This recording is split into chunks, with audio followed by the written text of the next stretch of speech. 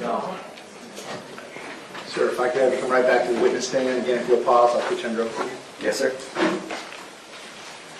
Swear to tell the truth, whole truth, nothing but the truth. I do. Okay, you may be seated. And once you're seated, if I can get you to scoot that chair all the way up. Yes, sir. Please bring the jury back.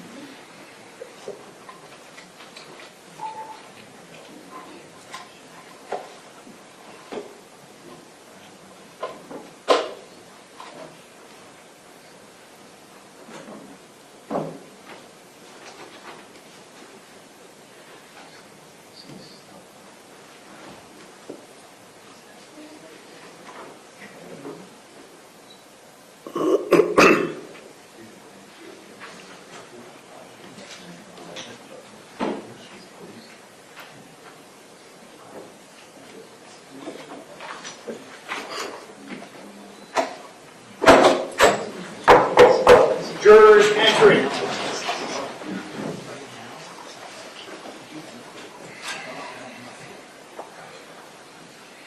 Ladies and gentlemen, welcome back. Come on in.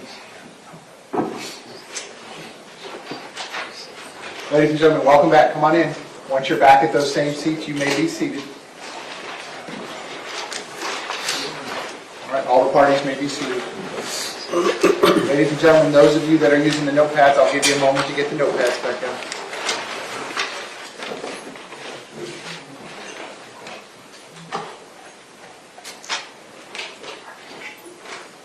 Okay, ladies and gentlemen, welcome back. I hope you had a nice night last night. When we recessed the trial yesterday, we were in the middle of the direct examination of the witness. We're going to pick it up right at that point. The witness remains on the witness stand and under oath. State when you are ready. You may proceed. Thank you, Judge.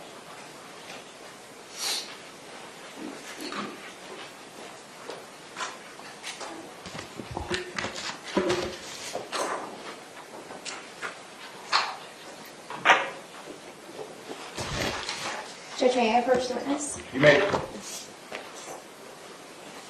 Sergeant, I'm showing you what's been pre-marked as state's I. Do you recognize this? Yes.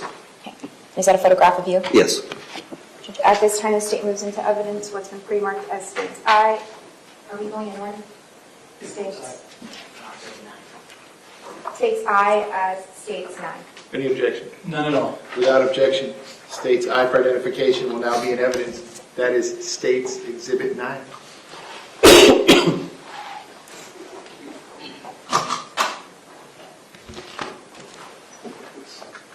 Your Honor, there's something on the screen. Yeah, is there something on the... I'm not sure what it is.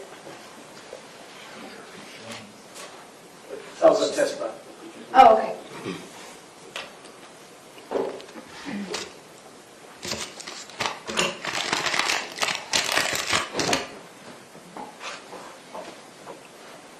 May I have permission to publish? You may.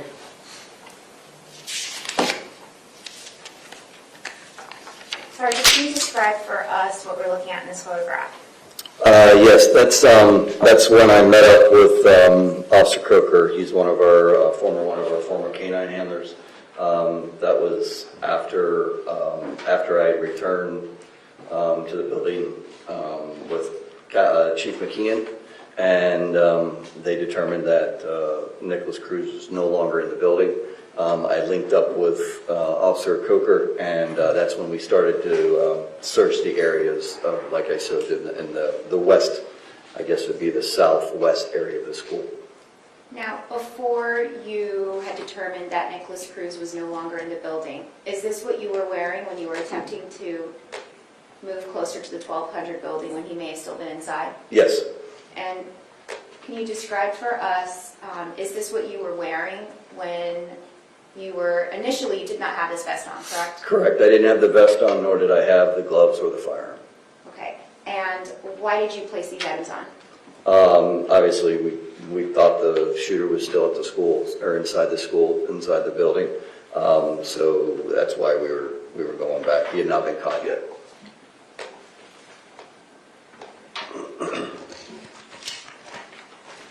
Your Honor, permission to publish what is already in evidence as states 6-2, F2, or I don't know what letter it was. It's state 6 is the 13 USB drive. Yes, Which one? number 2. You want to do F2? Yes. Is this something that the screens need to be turned off for? No. No, you're okay. Go ahead, you may.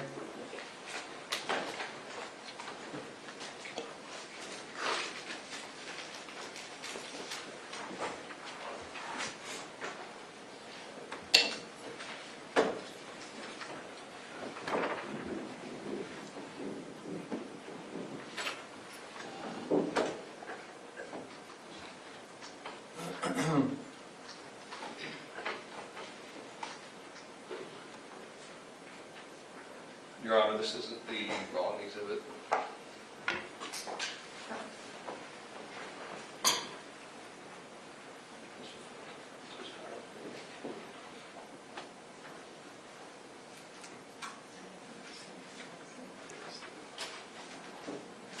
I need the other one in the packet. The whole.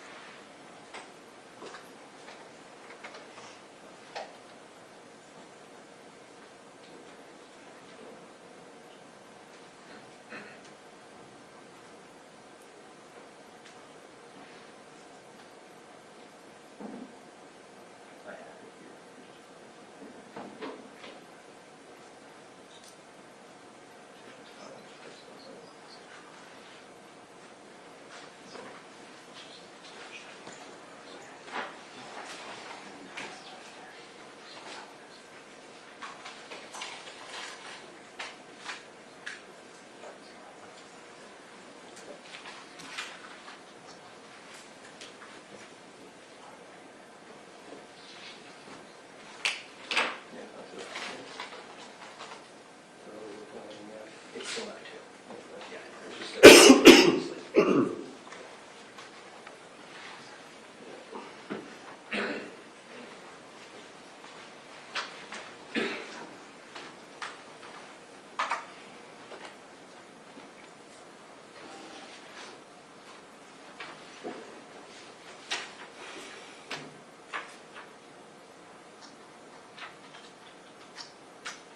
Apologies, Your Honor.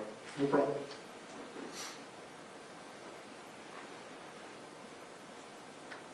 Sergeant, when you see yourself on the screen, will you please identify yourself? Yeah, I can see myself out in the middle of the baseball field with the fire hose, watering the infield. Is that on what corner of the screen? I'm sorry, like the top, I guess, top center.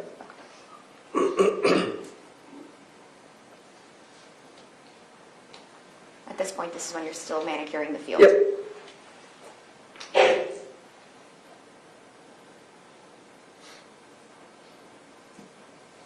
Sergeant, those students running, is that when you started? I don't believe I saw them at the time, because obviously I'm still I don't recall anybody running at the time prior to that.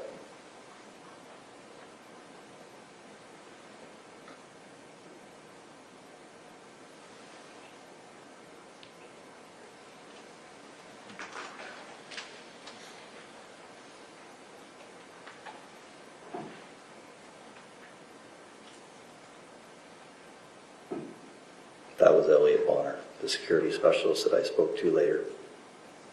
Or security monitor, I'm sorry, I think his actual title, I'm not sure.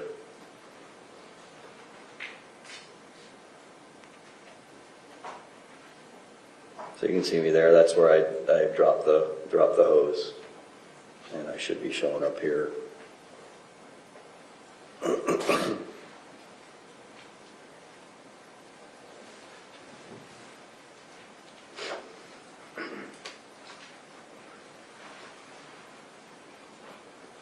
Is that That's Coach Bonner? Elliot Bonner, correct, security monitor, I think Security is monitor, Bonner. what he is.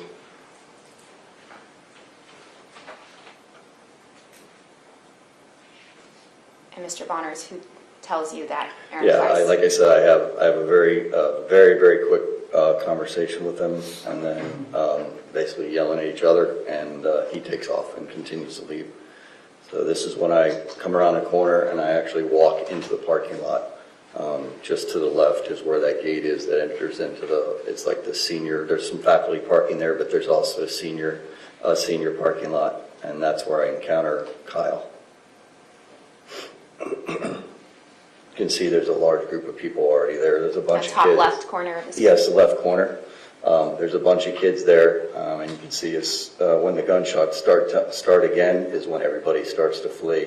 At that point is where I'm taking Kyle along the backside of those cars, out and around the football field, back to where I originally started, back at the baseball field. And at that point, is there any doubt in your mind that you're hearing gunshots? No.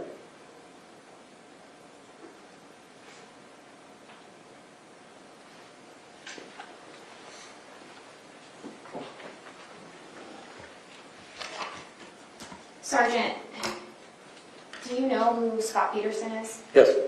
Did you know him prior to this date? Yes, like I said before, my wife worked at the school for, I think, 4 or 5 years. My son was a student there. It was not an uncommon occurrence for myself to come over after school, working at my school and going and watching my wife. My wife's a basketball coach. She used to coach the basketball team there, so would come over and watch her basketball games or watch a sporting event at the school. Did you see Scot Peterson on the day of this incident? No, Did you see him enter any buildings? no, Did you see him render any aid to Aaron Feist? no, Any of the students? no, Did he assist you in clearing any buildings? no. Did you see him assist any law enforcement officer in doing anything? I had no contact with him the entire day. Moment to refer.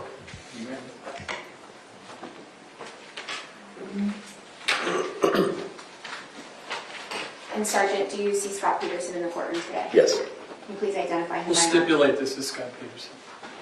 Go ahead, ask your question. No, I have no other questions, Judge. No. Oh, I'm You sorry. were in the middle of your last question. Yeah. I know you're sticking, go ahead, ask Can your you question. please identify him by name? Yes, he's sitting right there. And what To article? the left, I'm sorry, behind the computer, in a gray suit. Thank you. Your Honor, let the record reflect the important identification.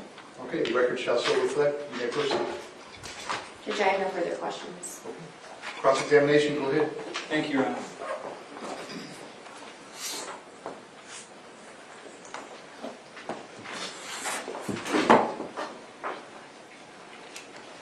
Good morning, Sergeant. Marjory. This is not the first time we've met. We met once before, Yes. and that was for a deposition, correct? Yes, sir.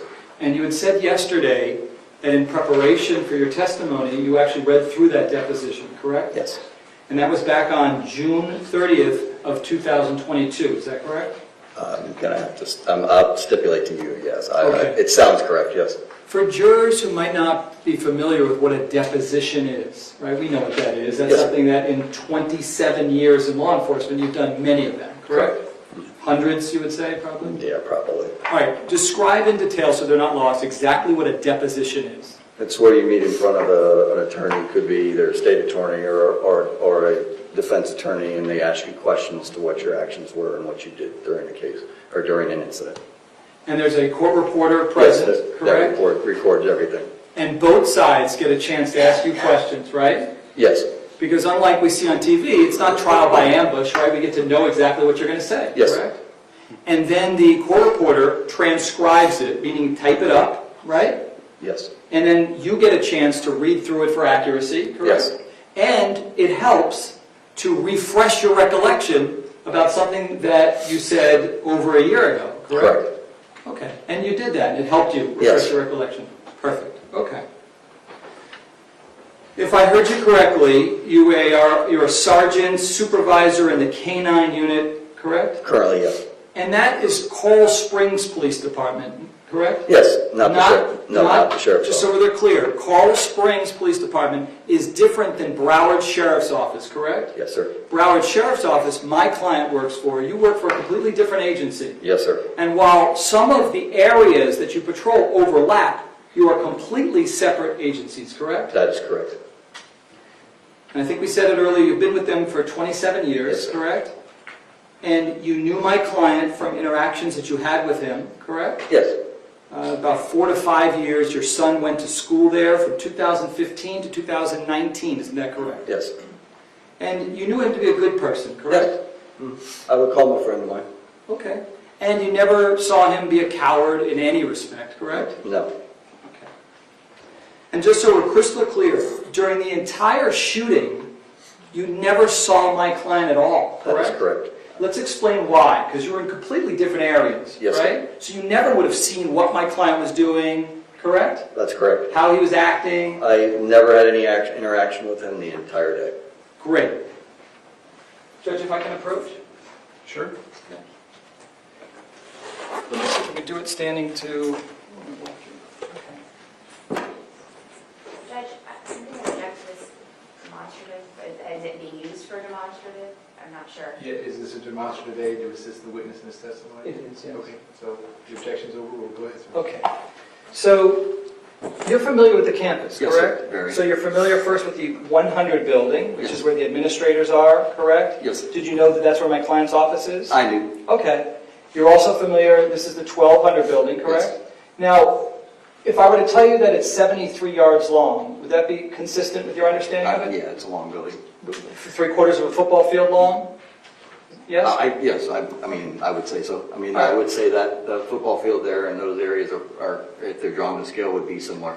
So Okay. I would say, yeah. And even the building next to the 1200 building, the 1300 building, that's about the same size, correct? Yeah, I would imagine. So from the east side of the 1200 building, all the way to the west side of the 1300 building, you're talking about a football field and a half. Is that That would correct? be- Yeah, that would be a good estimate, I would imagine. And then you add even more space between the two, because there's like a courtyard area here. Is that a yes? Yes. How far would you estimate that courtyard area is? Probably like 20 yards, Okay. somewhere in that Now we're area. getting closer to two football fields between the east and the west of those two buildings, correct? Yeah, I don't know what building 13 is, but it's a good distance, yeah. Okay. So you initially, if you could point on the board to where you were initially, we saw you on the video, you're watering the field, Right, right? yes, sir. Yep. Okay, baseball field, okay. And my client, you know where his position was. I believe he was in his office or somewhere near the front main office, I believe. Got it. Ultimately, though, his position of cover, okay, during the shooting, do you know where that's located? Just based off what I've seen and stuff, I don't have any independent recollection of exactly where it is because I've never saw him. But if you tell me he was sitting, I know he was somewhere in the corridor near the end of the building. Okay, so assuming we're saying between the 700 and 800 building over here, okay? You initially would be over there, Yes, sir. correct? Can you estimate how many hundreds of yards distance between the two of you? It's got to be several hundred yards. Okay, I mean, he can't see what you're seeing, you can't see what he's seeing. No. Your view of the kids, we saw in video kids running, there is no way he could have seen any of that, correct? Objection, lack of personal knowledge, speculation. Well, It's overruled, but I don't want you to guess, sir. If you have personal knowledge, you can answer the question. I do If not, you I can say- have no knowledge of what he was able to see and what he wasn't able to see. Based upon the physicality, right, of where you were located, it would be highly unlikely for him, from where he was positioned, to see the things that you were I seeing. can't testify to what he said or what he saw or what he didn't see. I can only testify to what I saw. Got and it. what I And saw. one of the things that you said that you didn't see are the kids who were running on that video that we saw, correct? That's correct. There's no question, we saw it. There were kids running in your general area, correct? And you're saying on the record here, you didn't see those kids, correct? That's correct. You're not committing perjury, correct? No. You just didn't see them, correct? That's Right? correct. Yes.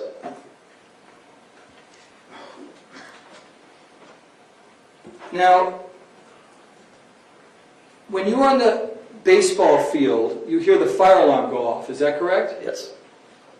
You didn't know what that was for, No, correct? sir, I did not. My guess is, I mean, fire alarms go off all the Yeah. time, it doesn't mean it's a Yeah. mass shooting, right? No, like I said in my deposition, culinary students all commonly will burn something and have a fire alarm go off during school. It's not an uncommon occurrence in schools. Correct. In fact, a lot of the kids are like, oh, here we go again, right? Yes, sir. Okay. Then you hear 5 to 6 bangs, correct? Yes. And your initial thought was, wait, that's gunfire or no? No, fireworks. Correct. Like I stated. You thought it was fireworks. So the sounds that you were hearing are equally consistent in your mind to fireworks, firecrackers, correct? Correct. Okay. So you hear those shots, and you don't have a specific location of where those shots are coming from, correct? No. You can't say, 1200 building, No, correct? absolutely not. 1300 building. No. Okay. You couldn't tell whether it was inside or outside, correct? No, sir. So when you're listening to those particular sounds in that particular area, there was no way to discern from the sound, the unique sound that was being created, that that was from inside a building or outside a building. Isn't that correct? Yes, not from where I was at, no.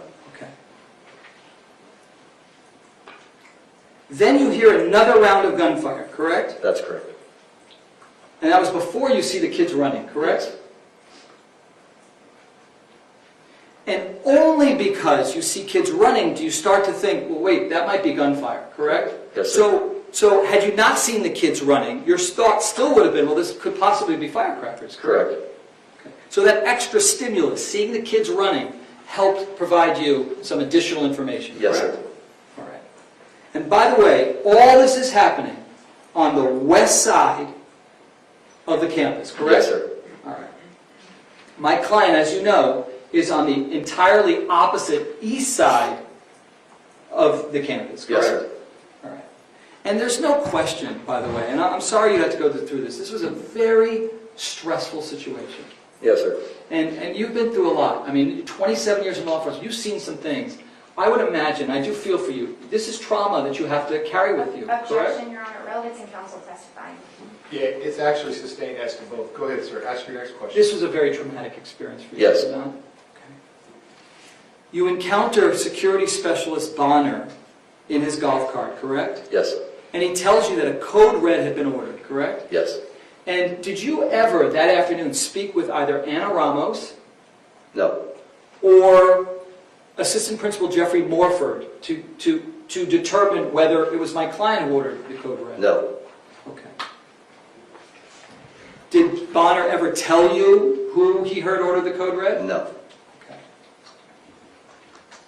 Then you ran into Kyle Lamon right outside the gate by the entrance of the senior lot, correct? Yes, that is correct. Can you show us on the board? This, by the way, now you're moving closer to the area, correct? That is correct. Okay. And you still don't know where those shots are coming from as you approach the gate, That's correct? correct. And show us, if you could, where it is. I'll have to stand up. Please. So, let's make sure I'm in the right place. There's a shed here. As you come through here, there's a parking lot that goes out in the parking lot, and it's right on the back side of the shed right here. There's some Okay. grassy area. So if I saw you correctly, I don't want to put words in your mouth, you were rubbing where it says like building 11. Yeah. Where's the building Yeah, I 11? would That's say a good right- place? right- Yeah, that's probably pretty good. Hold on, place. folks, one voice at a time. The court reporter can do one Yep, voice at I'm a sorry. time. Yeah, we're building 11. Hold on, Oh, I'm sorry. So the lawyer's going to ask the question, stop talking, then the witness is going to answer the question, and then he will stop talking, and then the lawyer will ask the next question. Go ahead, sir, you may ask your next question. So was it fair to say that you got to where it says building 11? Is that where Yes. you were? Yes. And what happens at building 11? Kyle is, like I said, he's running from the other area across the parking lot. I meet him there. He's crying, he's screaming, saying he's been shot. Has a cat. I Yeah. want to say, before he tells you anything about a location, Mhm. you're there with Kyle Lamons by building 11, where you put your finger, Yes. correct? And at that point, when you're that close, you still don't know where the shots are coming from, correct? That's correct. You still don't know whether it's inside or outside, correct? That's correct. And at that point, you've heard a number, you didn't just hear one shot, you heard multiple shots and you still couldn't discern precisely where the shots were coming from. Isn't that correct, sir? Yes. But Kyle Lamons, he gives you some additional information to help you discern where the shots were coming from, correct? He does, but that doesn't happen until we get back to the locker room. Okay, so Of high tell, school. go ahead and tell us what happened there. So at that point, when he comes out, obviously, I think I've already testified to it, but he comes out, he has a catastrophic leg injury. Obviously, I go into saving his life is my first priority. We get him, I go down around the football field, all the way out to the baseball, back to the baseball house, the baseball locker room.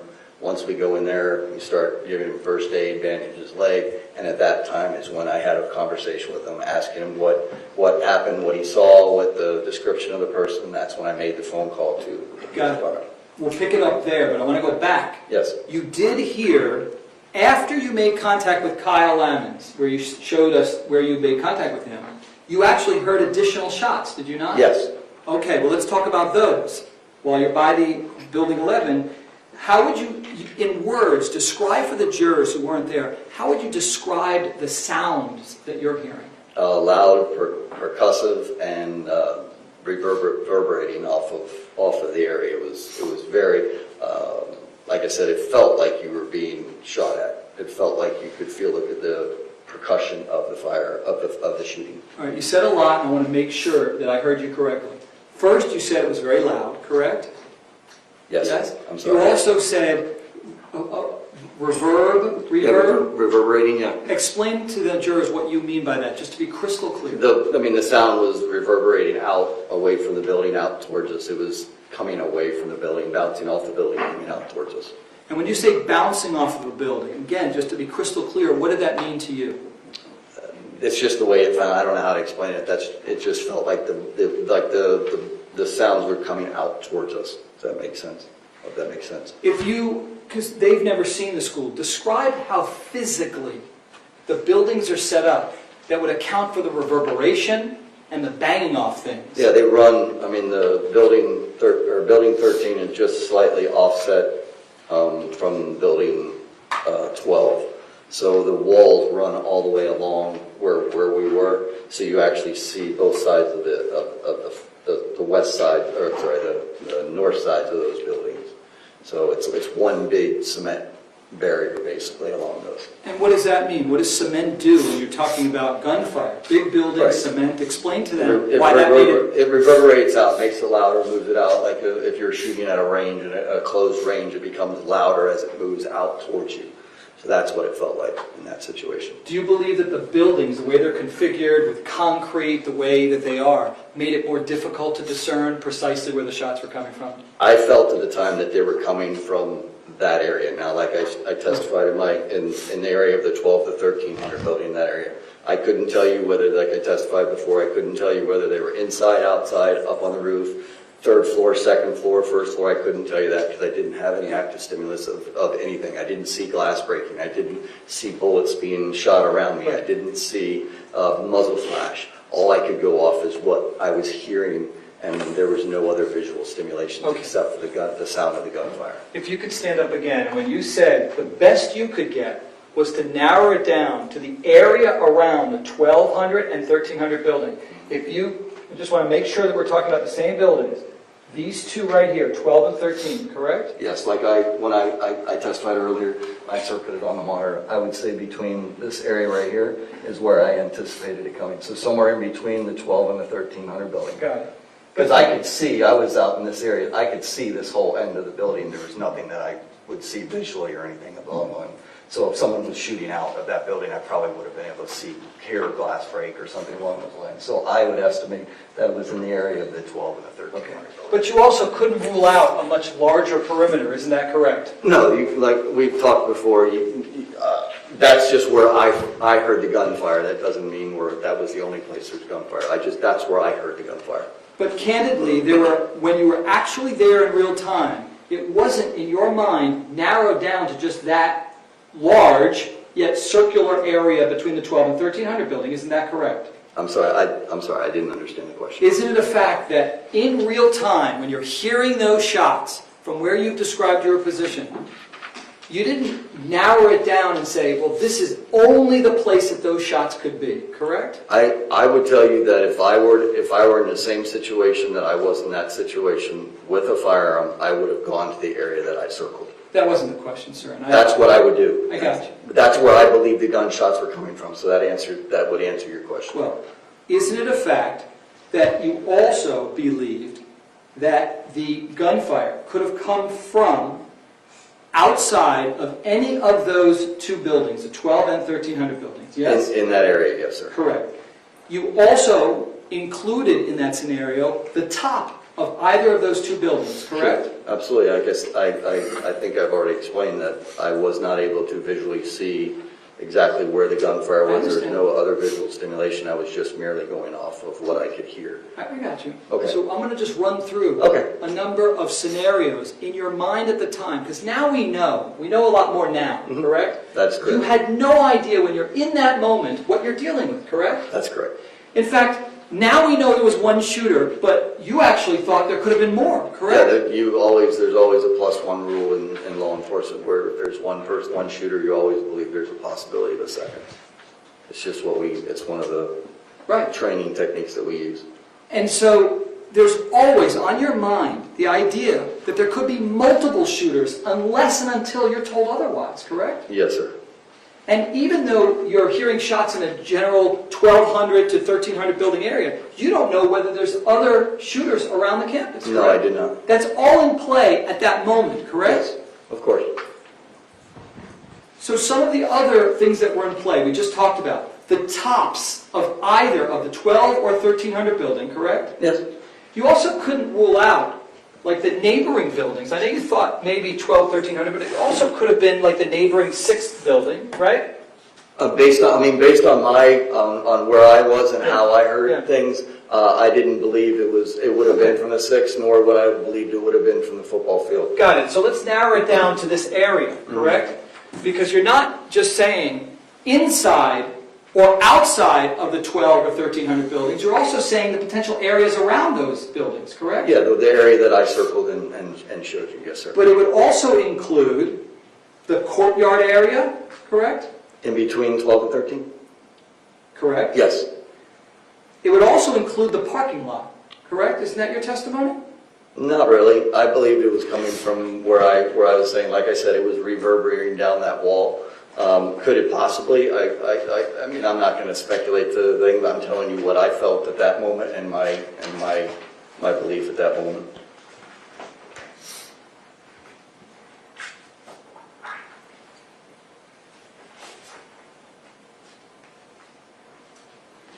Are you saying that your testimony is that you're eliminating the parking lot as a possibility? I'm saying that my testimony was that I believe the shots were coming from somewhere in the area between the 12 and the 1300 building. Okay. The west side of the 1200 building, possibly the east side of the 1300 building would be my testimony. Gotcha. And I believe I said that in my deposition. Now, at some point, when shots go off again, you yell active shooter, Yes. correct? I actually yelled it to the officer that was standing on the outside of the fence. And in response to that, you hear something, correct? I'm not sure what you're asking, sir. Was there another cop Oh, who said yes, something yes. to you? Yes, well, I don't know if it was a police officer or not. When I was moving from inside the parking lot, as I have Kyle, I'm actually yelling active shooter, active kill, I don't remember exactly what it is, active shooter, whatever, screaming at the top of my lungs. Somebody tells me, and I'd have to refer to exact wordage, but something to the fact of, basically they're shooting at us, get the fuck down, something along those lines. I have no independent recollection of who that was. I never saw anybody. All I heard was a voice. I'm not sure if it was a police officer who was on the outside. I've never been able, nobody's ever come to me and told me who it was. But it sounded like the terminology that a police officer was used. So I do assume that it was a police officer telling me to get the fuck down. And specifically, if I heard you correctly, and you've read your deposition, the words that person shouts is, their contraction for multiple, they're shooting at us. They're shooting at us. That's what you heard, correct? Yes, that is correct. And you believe that to be true, correct? Yeah, I mean, like I said, that goes to the +1 rule. Right.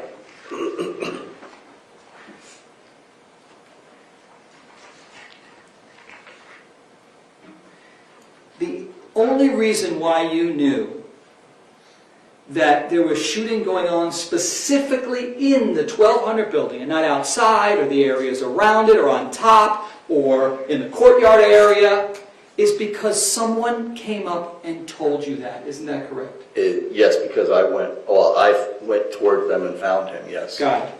And then you take that information, and you thought that was pretty important information for everybody on scene to know, correct? Yes. So important that you didn't call the general police line, you called 911. Yeah, like I said, I think by mistake I actually called our non-emergency number, but I got through and I talked to our communication supervisor and provided that information. I don't know if it was a 911 call or not. And so specifically, you recall that the person that you spoke to at 911 was named Pat Thurman. Yes. Isn't that correct? Yes. So you have a specific recollection during the shooting of calling into 911 and relaying critical information that there is an active shooter inside the 1200 building. Isn't that correct? Yes, sir. Do you know what Pat Thurman did with that information? I do not. Pat Thurman works for Coral Springs, not for BSO. Yeah, that's the state. Mr. Igosh, you are not the witness, so you need to form your comments in the form of a question to the witness in your cross-examination. Go ahead, sir. Isn't it a fact that Pat Thurman works for Coral Springs? Yes or no? Yes, he's a supervisor in our communications division. Okay. And you're aware that the communications that exist with Coral Springs is separate from the communications of BSO, correct? Yes. You don't share radios unless they are patched and intentionally joined together, correct? That is correct. So a BSO deputy, like my client, would never get that critical information unless it's shared from Coral Springs to BSO. Isn't that correct? That is correct. And or unless radios are patched, correct? Is that a yes? Yes, I'm sorry. I didn't know if that was a question. Did you think when you made that information, when you gave that critical information, that that would make its way to my client and other BSO deputies? Of course.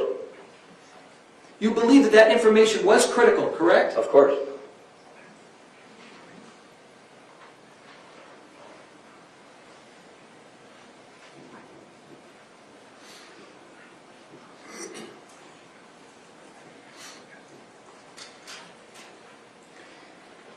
You were informed that there were multiple teams inside of the building, correct? Yes. And that's why you don't go in, because there's teams already in there. Correct. Explain for the jurors why it's not just a free-for-all and how there's some like hierarchy in law enforcement.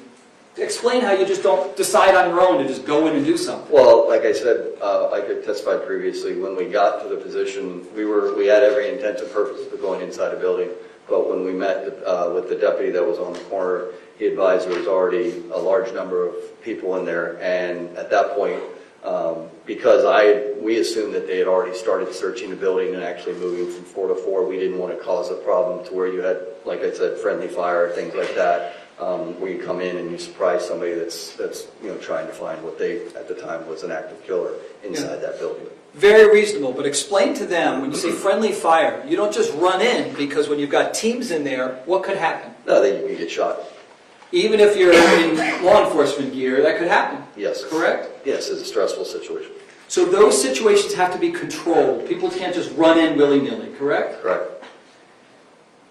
And by the way, you're wearing a vest at this point. You got a vest from someone. Yeah, it's a Why SWAT did you? vest. What's that? It was a SWAT vest. Okay. One of our SWAT vests. Why did you think it was important to wear a SWAT vest? It's obvious, but again, I want to make sure everybody's clear. Because there was an active killer shooting people at our school. And you didn't know that shots, wouldn't hit you, correct? That's correct. You know that my client didn't have a vest that day, correct? I did not know that. The times that you've ever seen my client on campus, did you ever see him wearing a vest? I never actually really paid attention to whether he wore a vest or not. Now, even though there were teams going into the building, you still chose to take a tactical position of cover, did you not? That's correct. Explain to the jurors first what a tactical position of cover is. Basically, we used the building to prevent being shot. Basically, use that as cover and concealment, anticipating that either somebody active shooter would come out of the building or start shooting again from inside the building outside. So there was a genuine concern when you're on campus there during that shooting. There could be shots coming from anywhere, correct? Yeah, I mean, like I said, when we specifically got there and we looked up and we saw the windows on the third floor that were shot out, it was a very uneasy feeling of where we were, and that was the whole reason why we took a position of cover on the other side of the building. It was a much better area for us because we had actually, like I said, the building was able to provide more cover for us at that position than it was standing on which would have been the south side of building 13. The windows that you saw shot out, that was on the west side of the building, Yes, correct? I believe so, yeah. Okay. It could have been west or, I think it would have been west side. Okay. If I can show you a picture Sure. and let us know whether this fairly and accurately depicts kind of, first of all, the west side of the 1200 building. Yes. Well, Mr. Iyer, that item is not there. Yeah, thank you. Yes. Okay. There's more stuff in more building to the left, but Correct.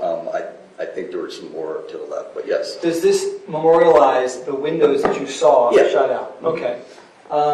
Let me get it marked, and I'd like to introduce it, Judge, so there's no issue. Okay, can I do that? It can certainly be marked. State, you have any objection to the defense introducing evidence not in their case in chief?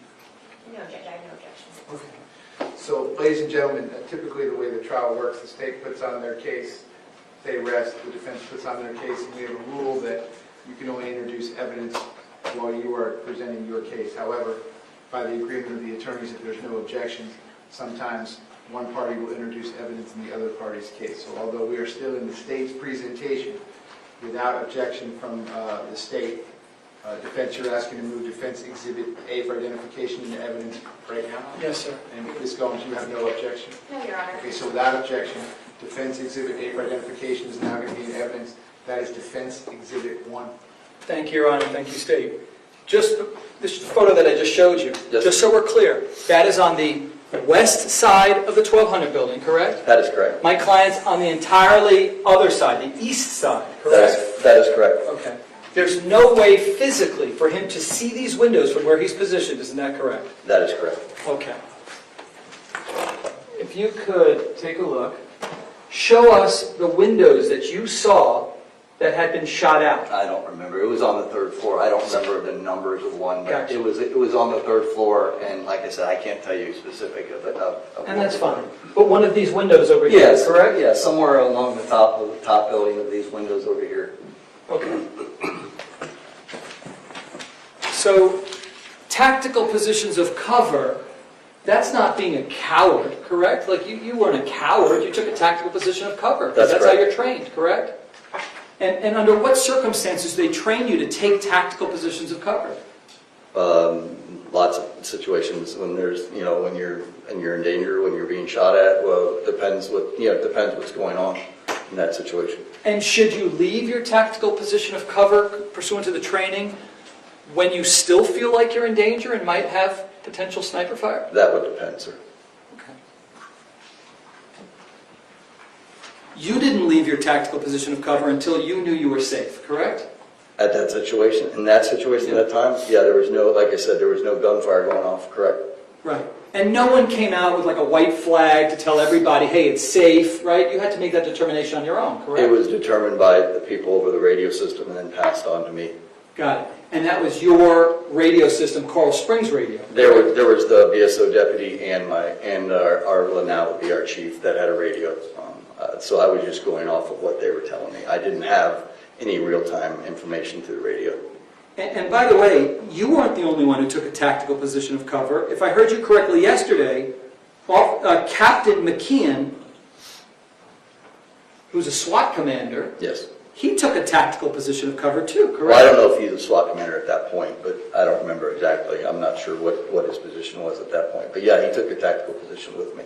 But I wrote down SWAT commander, so did he become a SWAT commander? I don't want to be misquote what his exact thing is. He was in the SWAT team. He obviously had I don't know what his position, if he's an XO or if he was a commander. I'm not sure of his position at that point. That would have to be answered. I think he was a commander, but I don't know that for sure. But at a minimum, he's part of Yes. the SWAT unit. He is trained as a SWAT officer, and he took a position of cover, did he not? Yes.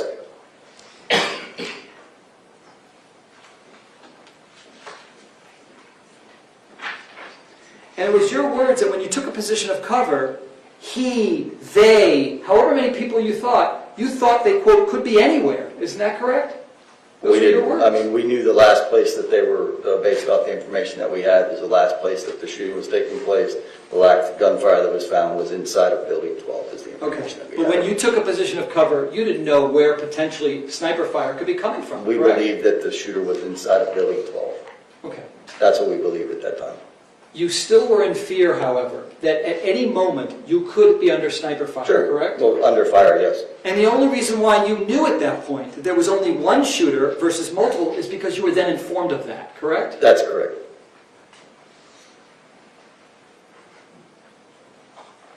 One final question. You've never sat down with my client at any time to say, hey, tell me what you were thinking, what happened during this? No? No. Okay. I've never spoken to him. Okay. Thank you very much, sir. Yes, sir. Appreciate you. Okay, based on that, you read your written? Yes, Judge. Go ahead. Sergeant, you started to say something, you were cut off a bit, I just want you to clarify. You said that if you had been in uniform and had your gun and you were in that area, you would have ran into that building. What do you mean? I would have ran towards that sound of gunfire. I wouldn't have run into a building because I didn't, like I said the day before, I didn't know where exactly it was coming from. I was only able to ascertain that I felt, based on the observations that I had and the active stimulus that I had at that time, that the gunshots were coming from somewhere in the area between 12 and 1300 building in that open area.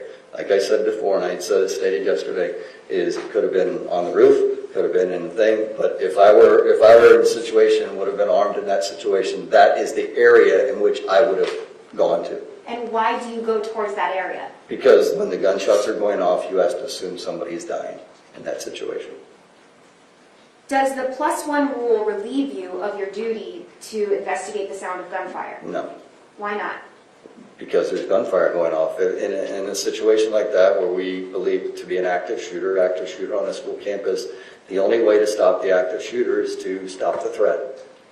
The faster we get there, that's why we've gone away from the team and locking down the perimeter and waiting for SRT. You know, back in the day when I first started, we set a perimeter.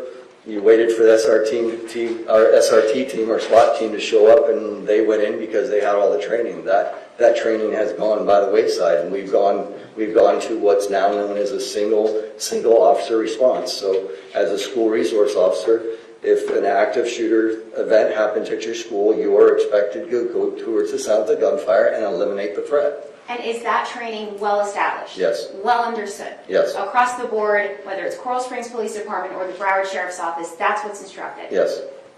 Now, I'm going to use defense as demonstrative. You were actually a couple hundred yards away when you first heard the gunfire, correct? Yes, I was on the baseball field.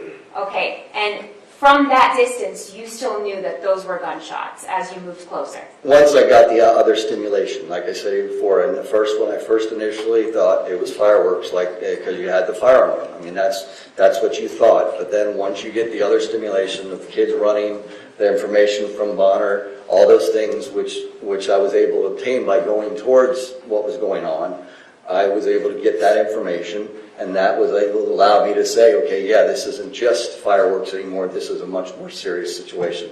And whether it's fireworks or firecrackers, as a school resource officer, when you were a school resource officer, or even that day on the field, do you move towards those sounds? Yes, well, you have to go investigate it.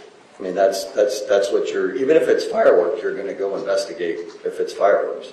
Because throwing fireworks into a school, setting off an alarm is a violation of school policy. Could be some criminal, opportunities in that also. There's criminal investigation, things like that. You're going to go and investigate that. That information that you were able to relay to dispatch, you had that information because you moved towards the sound of gunfire, correct? Yes, ma'am. Now, Coach Bonner didn't have a gun on him that day. No, he did not. And did Aaron Feist have a gun on him? No. Did David Taylor have a gun on him? No. Did Chris Hickson have a gun on him? No. Did Scot Peterson have a gun on him? Yes. Based on your training and experience, as you got closer to the gunshots, even though you had seen this window, and at that point you know there's gunfire, you still continued to investigate those sounds and remained in that proximity, correct? Correct. The only time we stopped was once we found out that there were people inside the building already searching the building. And like I explained before, we didn't want to cause a problem with the number of people that were already inside that building. And then we were removed. Once the SWAT team got there from BSO, they went in and they took over command of that building and the two teams searched the building. I want to discuss the position of cover that you explained. You explained that if you believe you are under gunfire, it can, depending on the circumstances, make sense to take a position of cover, correct? Yes. All right. Now, does that change whether there's active stimulus of the sounds of gunfire versus no active stimulus? Yes, and it changes in the situation that you're in. We at that point when we took the thing, we knew there was people already inside the building dealing with the problem that was going on inside the building.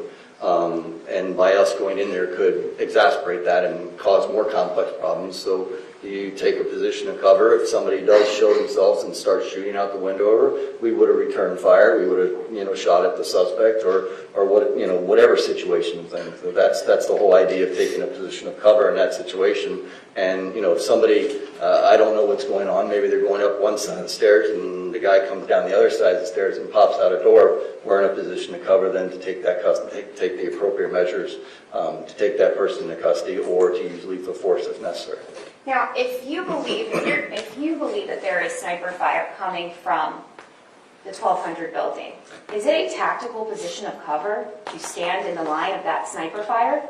I don't know exactly where he was standing, so I don't feel comfortable. Well, not where he was standing. I'm asking you generally. I agree. I mean, solid walls, concrete, those are all considered good cover. A concealment is more like something like a tree or a bush or something like that can actually, the difference between like cover and concealment is cover is like a hard surface, like a concrete wall, an engine block of a vehicle, things like that. Where concealment is, yeah, I'm behind a hedge, but if somebody starts shooting, the hedge isn't going to stop me from getting shot. Yeah, it gives me concealment. Maybe the person doesn't see me as well, but so that's the difference before. So if he was behind a wall or a concrete, yes, that would be a place of cover.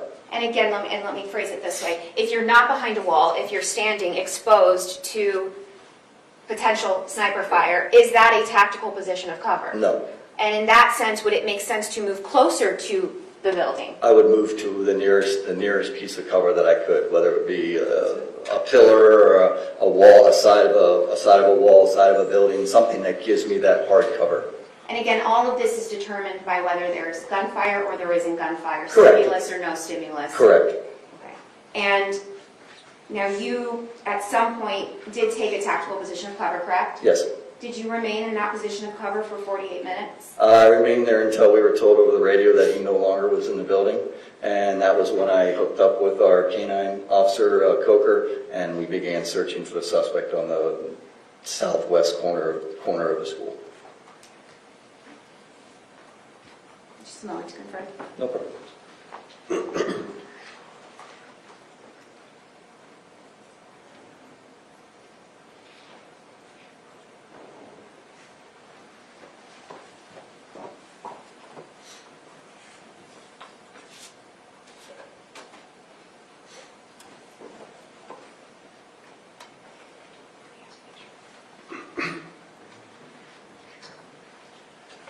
Stone, do you want the monitor on? Yes, please.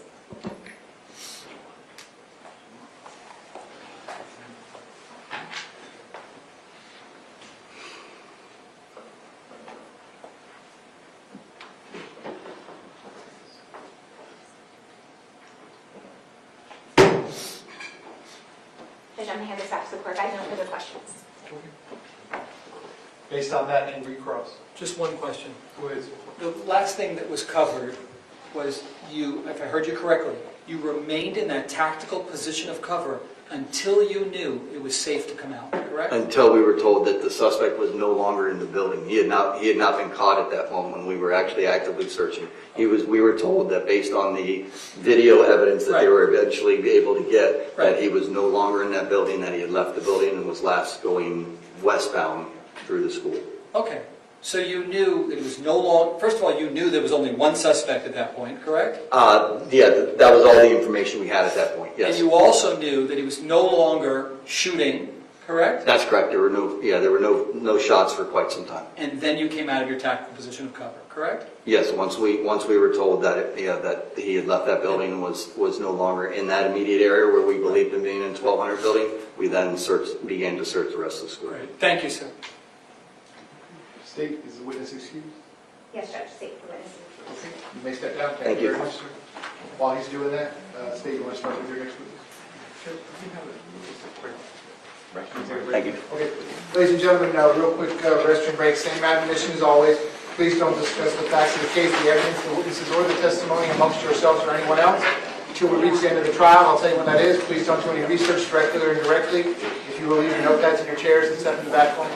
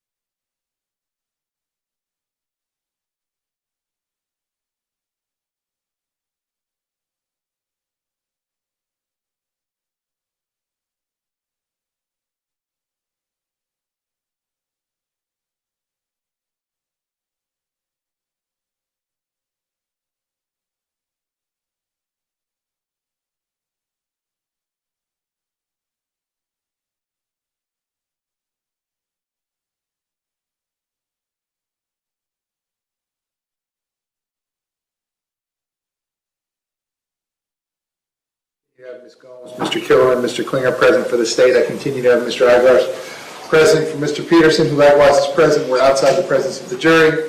State, are you ready to proceed with your presentation? Yes, sir. Defense, ready to proceed? Yes, sir. Okay, please bring the jury back in. The one that's not in evidence, you can have that back. The one that is in evidence, Ms. Wilcox gets that one.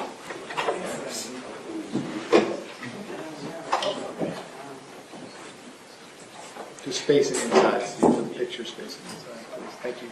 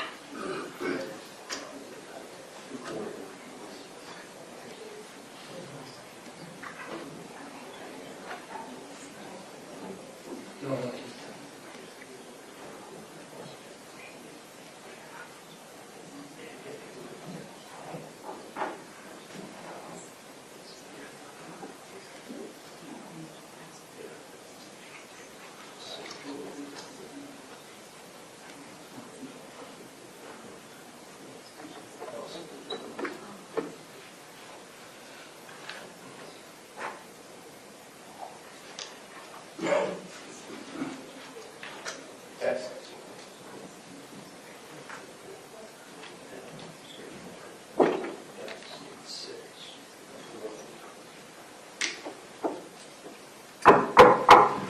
Jurors entering.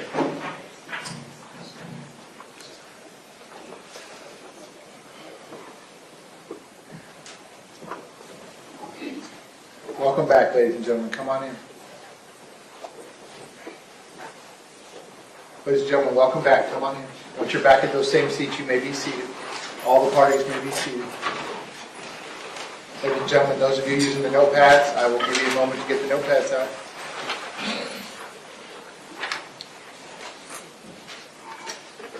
Okay, ladies and gentlemen, when we took our quick restroom break, we were in the middle of the state's presentation. We're going to resume at that point. State, when you're ready, you may call your next witness. Thank you, Your Honor. The state called Brian Stoppy to the stand.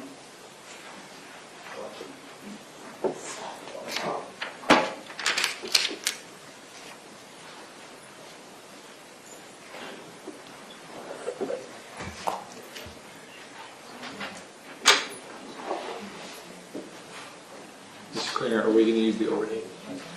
Are you using the overhead? Yes, sir. Thank you.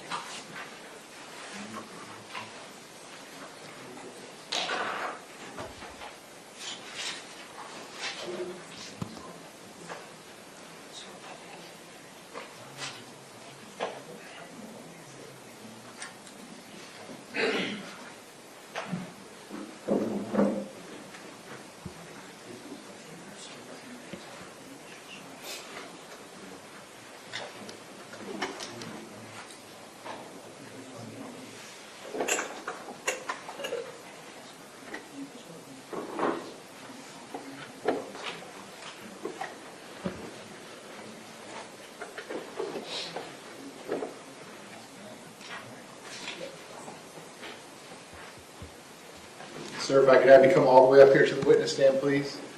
Once you reach it, but before you have a seat, if you could just stop and look at me, please.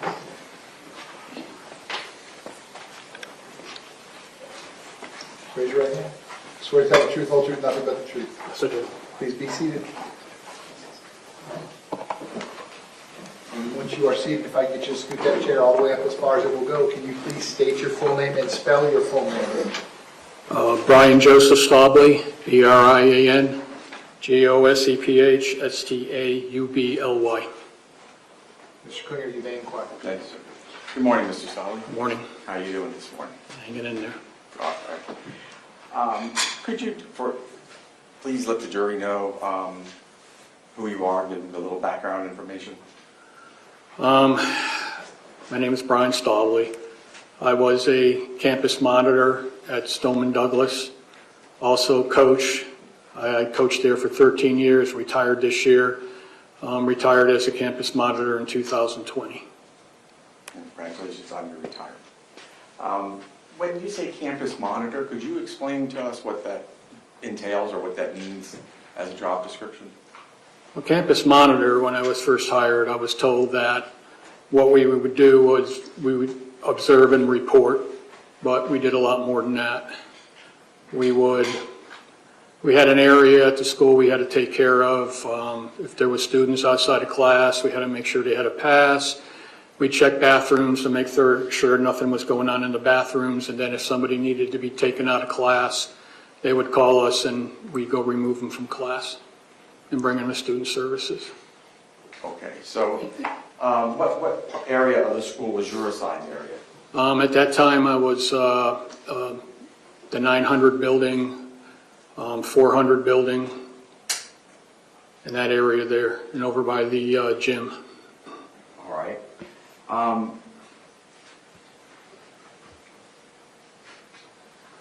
Had you, as a campus monitor, had you had any training on what is known as a code red? Yes. Could you describe that training for us, please? When they did a code red, like a code red drill, we had to make sure everybody in our area that all the rooms were locked, the lights were off, and all the kids were, the teachers got the kids into a safe, what they called a safe space. And could you describe for us what that's meant by the word safe space? They would get them away from the windows, away from the doors, basically take them to the back of the room, get them down, and have them be quiet.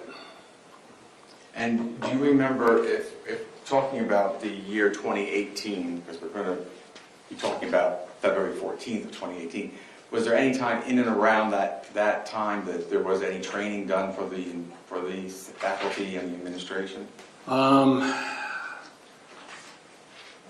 I don't really remember. I know we did have one. We did have some people come in, and we did have a meeting, but I don't know how long before 2018 that was. All right. Well, at that meeting, was that a meeting on Code Red? Yeah, we did a code red meeting. Pardon?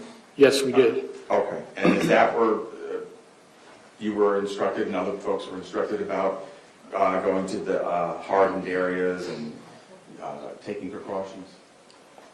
Yeah, I would assume, yes.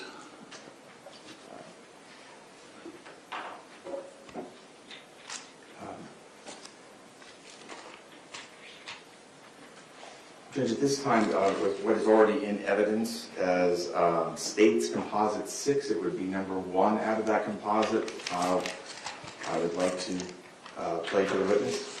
Yeah, you're going to play F1 of State's Exhibit 6? Yes, sir. That's fine.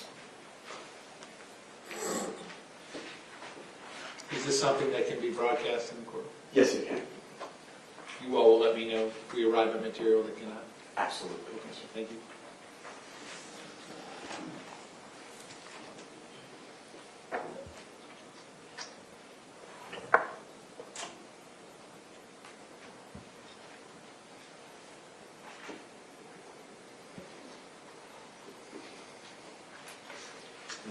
Mr. Sabetsky, could you stop it for just a moment?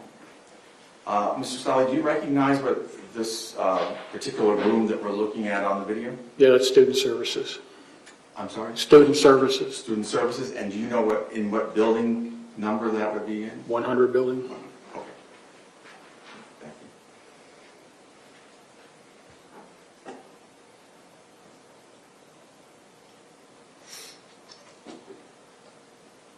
Is that you? Yes.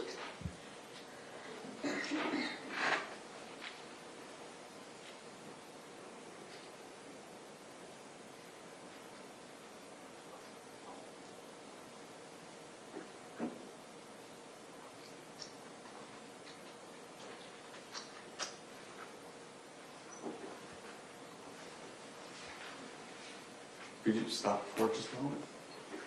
Could you identify for us who we're seeing in the picture? That's Kelvin Greenleaf.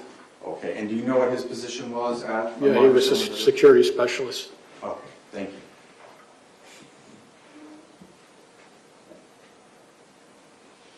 you.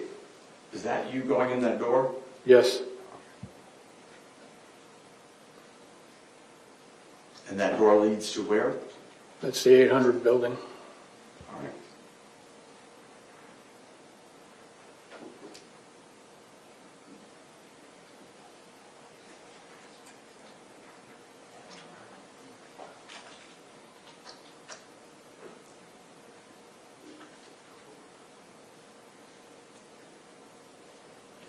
Stop it just for a moment, please. Is that you, Mr. Yes. Thomas? Okay. At that point where you are standing, the building, we're looking at it, you said that you had gone in the 800 building, the building to the other side, which would be to our right. What building is that? That's the 700 building. All right. And you've identified Mr. Greenleaf.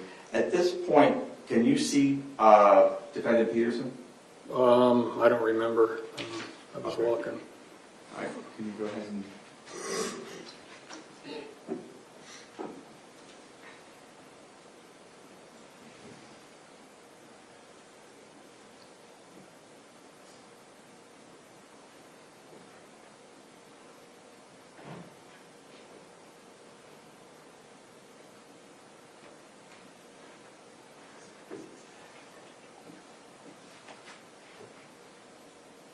Would you stop, please?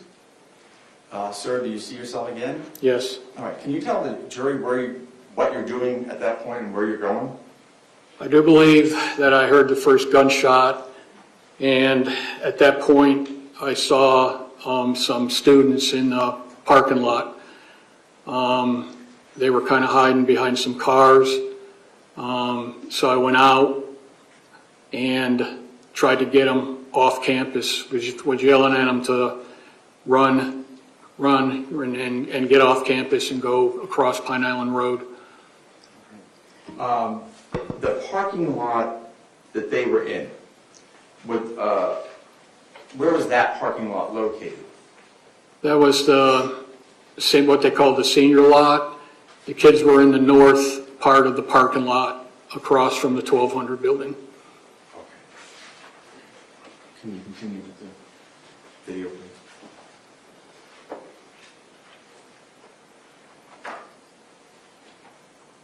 And is that you walking back? Yes. Okay. Was there any particular reason why you were walking back? I do believe Deputy Peterson told me to get out of there. Did he tell you why you should get out of there? No, just, Brian, come back, get out of there. All right. You're looking now, were you over there, was Deputy Peterson there? Yes. Or were you just, okay. And Yeah. what's happening now? Yep. Are you going, where are you off to at this point? Well, at that point, the fire alarm had gone off, and there was, I'm not sure, well, I do believe the fire alarm went off, and there were students coming out of the 700, and as you can see, there's somebody walking my way now. Right. And that's when I turn and start yelling at everybody to go in the opposite direction.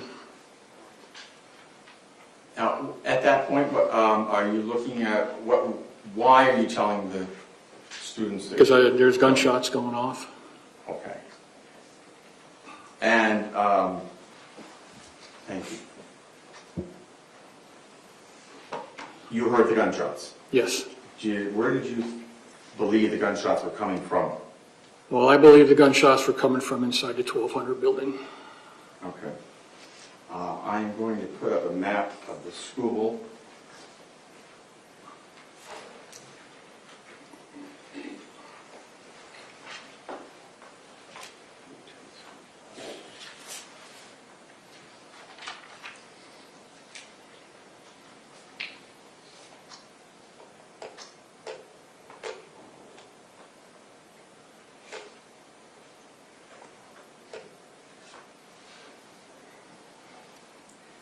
In this particular diagram, can you see where the 1200 building is? Yeah, it's this building right right here. Judge, I. You want him to annotate it? Yes.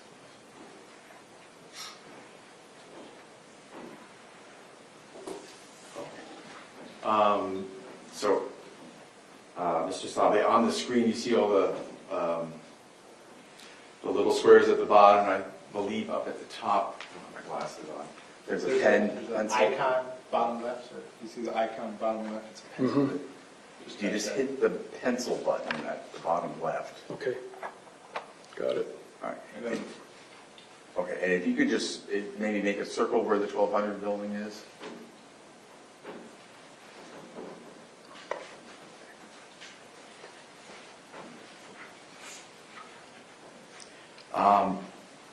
The parking lot where you said you had seen those students, can you also maybe just make a little X where that parking lot is? Okay. Thank you. And if you could just do me a favor and also maybe just mark where the administration building is.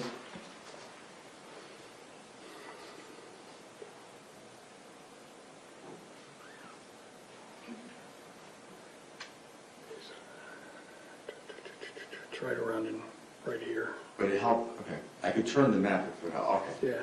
great, thank you.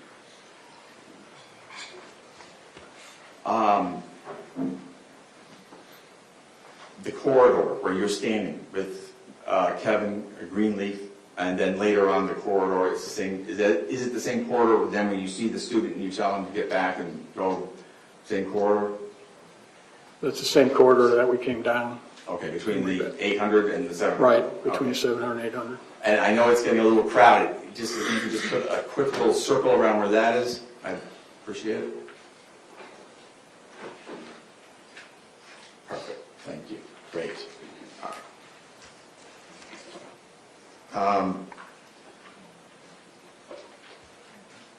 At the point in time when we see you on the video telling that student to move back, what happens after that? What do you do after that? Well, I ran back. We were getting everybody away from the 1200 building. We were funneling kids into the auditorium, kids and a few staff members into the auditorium, and then I went into the auditorium with them. Okay. And is the auditorium in or part of Building 8? Yes. Now, I do want to back up a little bit because the video sort of got us slightly ahead of ourselves. At the very beginning of the video, how did you first know that something was going wrong that afternoon?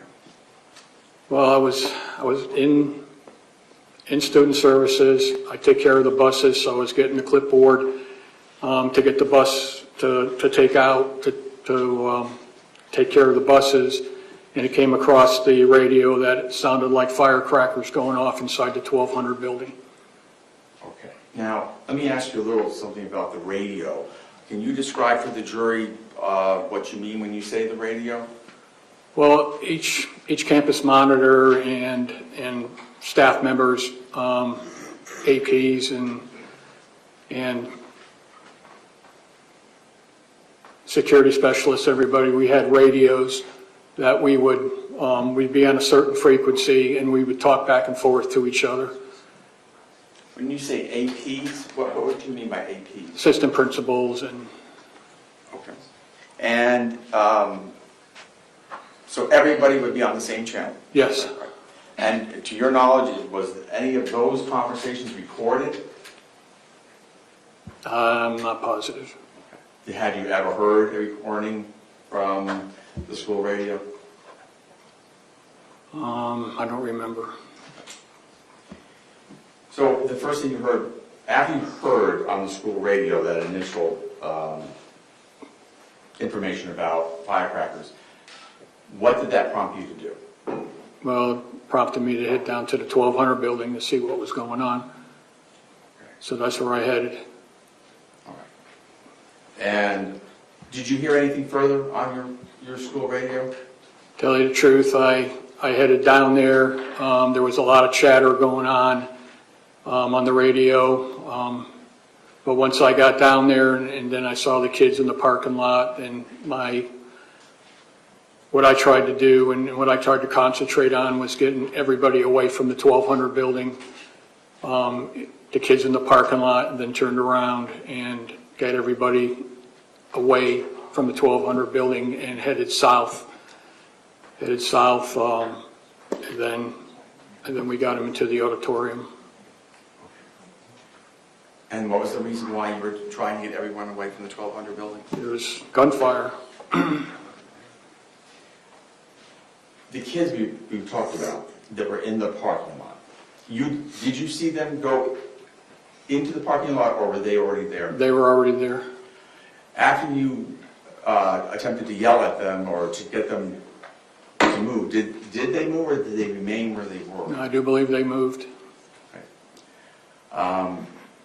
And can you just describe in better detail, like, what were they doing in the parking lot? They were crouched down behind some of the cars and looking at me, like, what do we do? And they were scared to death. And then they ran after you? I told them, get it off campus, run through the open gate, get across Pine Island Road. Now, we saw you as you were walking before the defendant called you back. At any point while you were walking to or from that position toward the students and then back, were you afraid of being hit by any bullets? I really didn't think about it.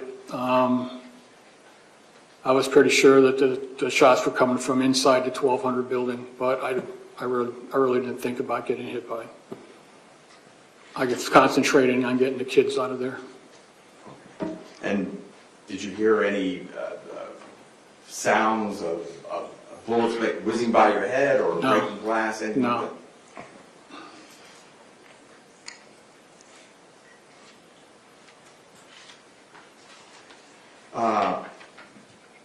What happened, you could tell the jury what happened after you were in the 800 building, the auditorium, locked down with the kids. What happened after that? Well, we got them all in there, then we got them down on the ground in front of the rows. I forget how many rows that we had to use. And then once we got them down and quiet, and I told them, take out your phones, please text your parents to let them know you're okay. So a lot of them are doing that. And then one in front of me said, "Coach." I said, "What?" He said, "There's somebody up in the glass enclosure," which was the glass enclosure on top in the back of the auditorium. So we didn't know who was up in that glass enclosure. So I went to the back of the auditorium, and luckily, when I got to the back, there were police coming in through the front red gates. So I brought some of them in. 3 of them came in, 2 male, 1 female. The 2 males went up into the glass enclosure, and there was 1 kid up there, and they brought him down. He was just hiding up there, but he also had an ROTC shirt on. I see. Have you heard anything earlier in the day about an ROTC shirt? No. Were you then evacuated out of the building? What's that? Were you then allowed to leave the building once the police arrived? No. How? They put a female officer in the back at the entrance to the auditorium, and then I stayed with the rest of the kids that were in there and kept them quiet, kept them down. Do you know approximately how long you were in there? It seemed like forever, but it was probably about 20 minutes, maybe a half hour. Okay. And how were you let out? SWAT came in. I mean, there was a bunch of police officers that came in, and they got everybody to the front by the stage, and then they brought us out the back, and then had us walk across Pine Island. And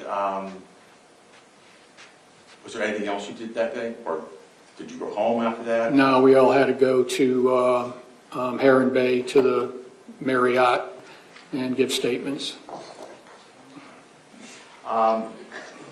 As a campus monitor, did you carry any weapons on you? No. Did anyone at the school carry a weapon? Yes, Who was that? Deputy Peterson.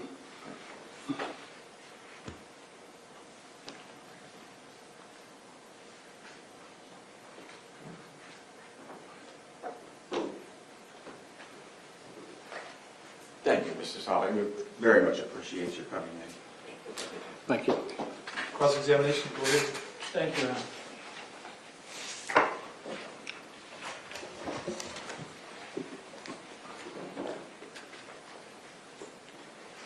Still good morning. Good morning. Good morning. Mr. Stabler. First of all, congratulations on your retirement. Thank you. You were a campus monitor, if I heard you correctly, correct? Correct. And that's at Marjory, Stoneman, Douglas High School, correct? Correct. You worked then very closely with Scot Peterson, did you not? What's that? You worked then very Yes, I did. closely with Scot Peterson, right? You were a coach there in 2011, weren't Right. you? And then you were hired as a campus monitor in 2014, isn't that correct? Correct. How would you characterize your relationship with Scot Peterson? We had a good relationship. How would you describe his work ethic and what he did? He always was working hard. He always did his job. Was he professional? Yes, very professional. If you saw that there were kids fighting, would he get involved? Yes. And try to separate kids? Yes. You ever see him say, "Oh, I'm not getting involved, I'll stay over here"? No. Did you ever see him put himself in harm's way to stop things? He broke up fights. Yeah. Would he also then investigate other crimes that took place? Yes. And there were kids who, if they were selling drugs, he would get involved and do that? Yes. Would he do his job thoroughly and zealously and effectively? Yes. Okay. And you never saw him cower in any way, being a coward, correct? No. It was just the opposite, correct? Correct. You described a code red. When somebody says code red, who is that for the benefit of? Why would you yell a code red? Well, you're trying to get all the students and staff and everybody away from whoever you think is on campus that's going to cause a problem, that's going to be shooting into rooms or shooting. So this day, for example, my client ordered a code red. That would have been for the benefit of the kids and teachers and faculty in the 1200 building, correct? Yes. And what they were instructed to do then when there's a code red is not wander in the hallway, but to actually hunker down and protect themselves in case there was any sniper fire, or any firing into the rooms, correct? Correct. And by the way, all teachers know that if they ever leave their classroom, let's say during a fire alarm going off, they're to bring their keys with them, correct? Correct. I see you making a face. Not everybody brought their keys with them, correct? There was one that locked his keys in the... Tell us what happened. Well, I'm not sure because Objection. It's being asked, it's speculation. Okay, sir, the objection's overruled, but I don't want you to guess. If you have personal knowledge, you can answer the question. If you do not have personal knowledge, you can say, "I don't know." I don't know. Okay.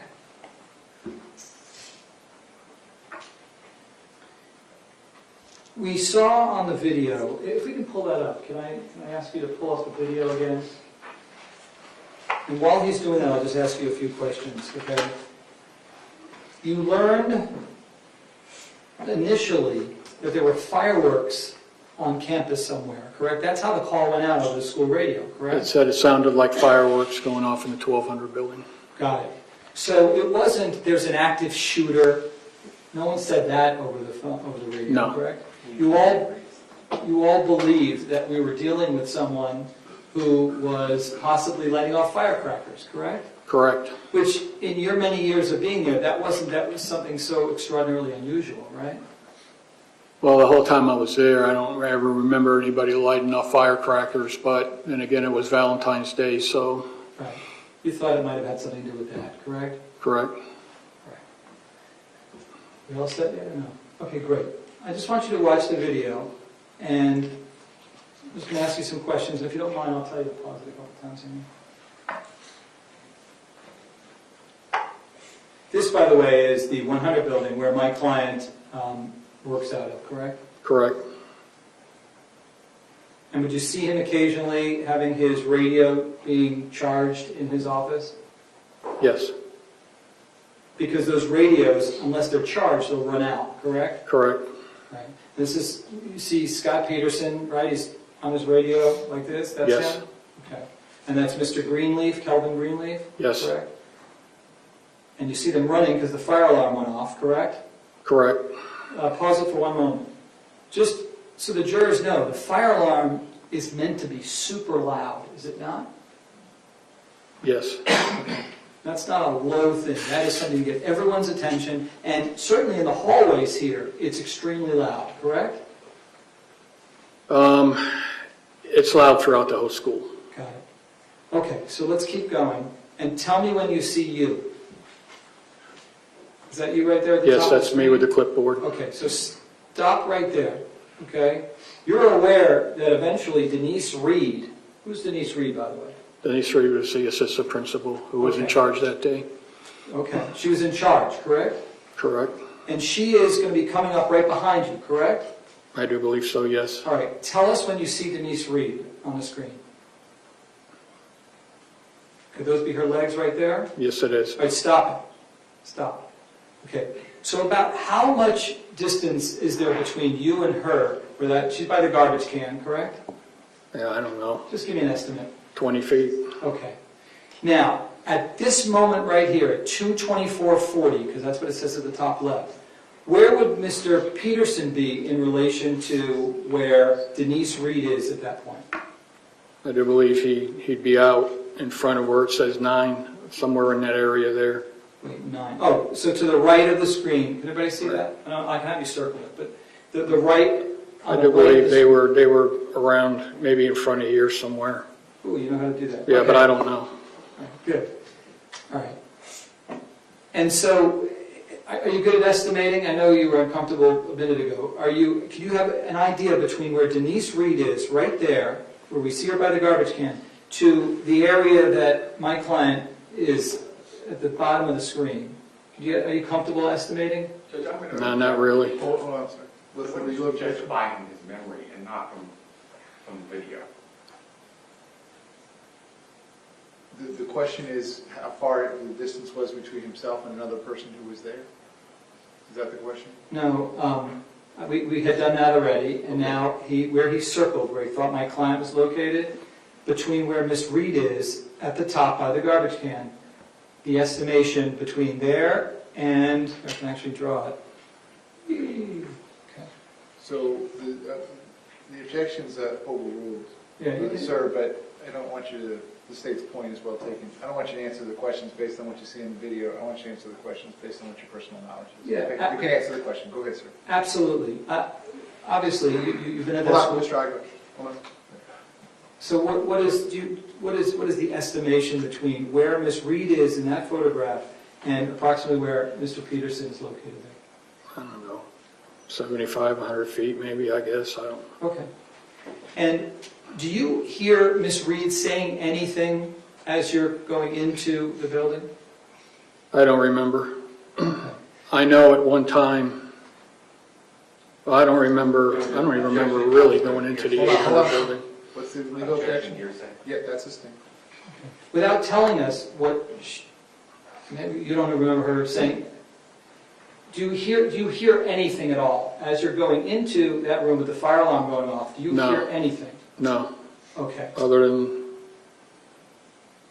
a fire alarm, I guess. that's it. Because as you're going in and as Denise Reed is following you, the fire alarm is very loud, correct? Correct. Okay, if we can, hold on, I'm going to try to use the eraser for my first time. Okay. All right. If we can proceed with the video. It looks like you're going into, what room is that right there that you're going Well, into? that's the band room, that's the 800. Pause for a moment. That's the band room, that's the 800 building? Right, Okay. And that's where she would remain throughout the shooting, correct? Do you know? no, I don't. All right, we'll ask somebody else that. But this is Denise Reed now, following you, seconds after you go in there.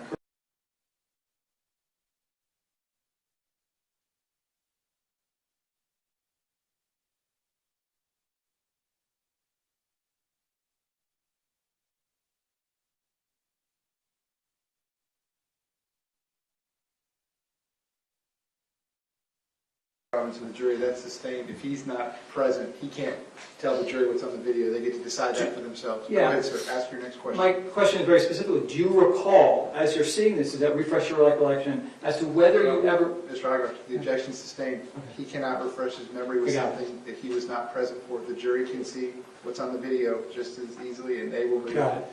Okay. the determination. Go ahead, sir. Ask your next question. Fair enough, okay. So we can take this off, all set.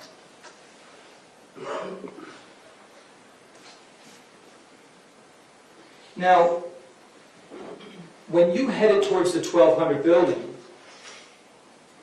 Mr. Peterson, Scott, and Mr. Greenleaf, they were already down there, correct? Correct, They were there first before you got there, correct? correct, So you did not hear the shots that killed Aaron Feist, is that correct? correct, They were there for that experience, you were not, correct? no, They had actually passed you on the golf cart, so they got there first, correct? correct,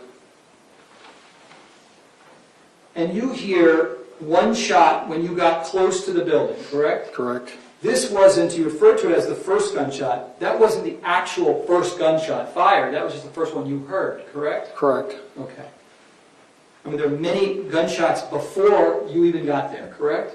yes, Including the one when Aaron Feist was shot, correct? yes, And that would have been on the west side of the 1200 building, correct? correct, And would you agree with the estimation from the east side to the west side of approximately 3/4 of a football field, in terms of yeah, size? it's a long ways, Okay. And when you heard that one shot, Scott was over by the 700 building stairwell, correct? correct,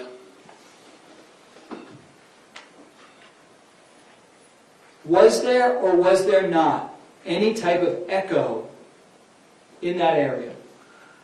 well, it was loud coming out of the 1200 building, Okay. so, My question specifically was, and if you need to look at your deposition, you remember giving a deposition? Yes, I speech, did. Right? If you need to look at that to refresh your recollection, you let me know. Yeah, that's sustained. Go ahead, sir. Ask your next Do question. you recall whether there was a significant echo in that area? well, it was very loud coming out of the 1200 building, I understand that, and that goes to sound, you know, how loud it was. But it's, something could be loud, you agree, and not necessarily echo, correct? Objection to counsel testifying. Yeah, can I do a quick sidebar, please? Thank you.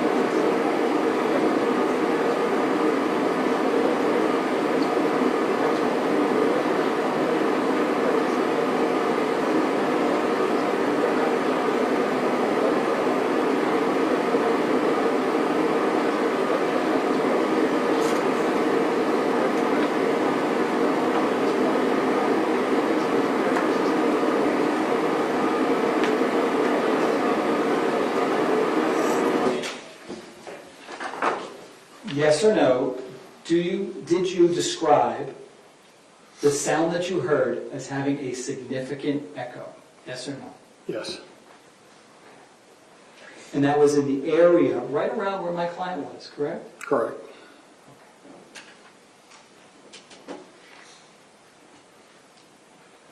And when there was an echo, could you hear it down the hallway?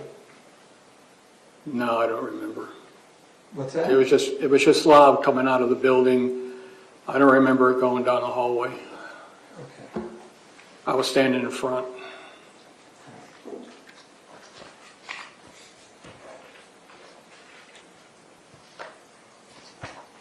Do you remember me asking the following question to you, page 9, line 7? Your Honor, What's the legal objection? improper impeachment. That's sustained. You said, did I not hear you correctly, that you couldn't hear an echo through the whole hallway? Is that your testimony?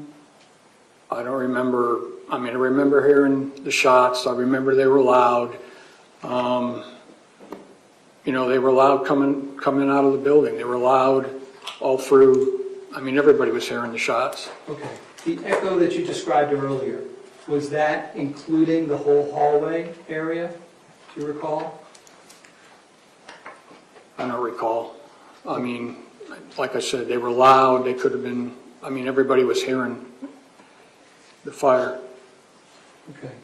Let me ask you something, you say you don't recall. Would looking at your deposition help refresh your recollection as to whether there was echo throughout the whole hallway? Sure. Okay, if I can approach the witness. Sure. Can I please see what counsel's? Yep. Yeah, page 9. I don't have it. You don't have a copy of the deposition? I have it. Page 9, Yep. line number 2. 7 through 11. All right, so the point of the exercise is, the attorney's going to ask you to read something, so just take your time, read it to yourself. When you're done reading it, you can look up, and then I'm sure the lawyers will have more questions for you, but what I don't want you to do is read from the document. Okay? Just read it to yourself, see if that refreshes your memory, and then the lawyers will ask you additional questions.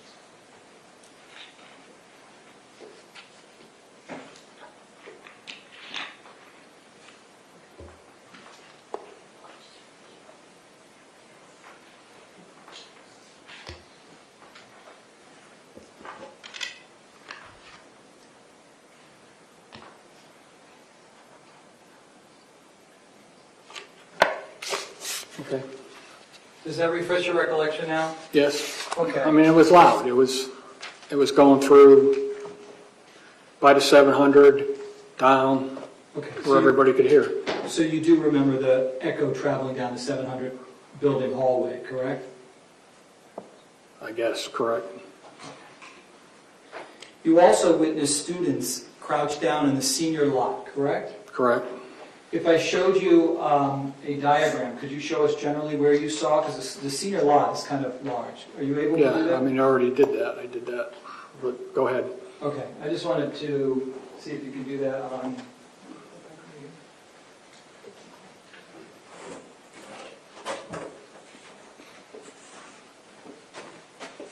You might have to stand up. Just, if this is the 1200 building, and this is the 700 building, can you show us where the students were located? Right in here. Over in here? They're right in here on the north side. Okay. And then here's the open gate, and I was yelling at them, get through the open gate and get out of there. Got it. Those students, they were crouched down in a position of cover, weren't they?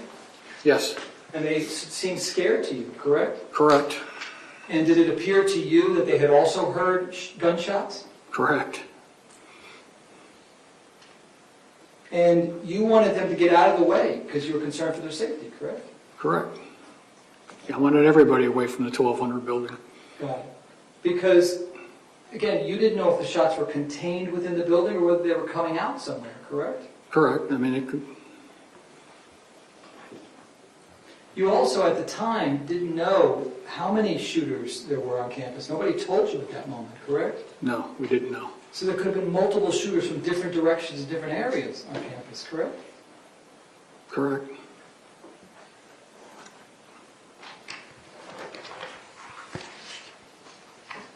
You believe that you were standing in a dangerous spot where you were near Mr. Peterson, correct? Oh, yeah.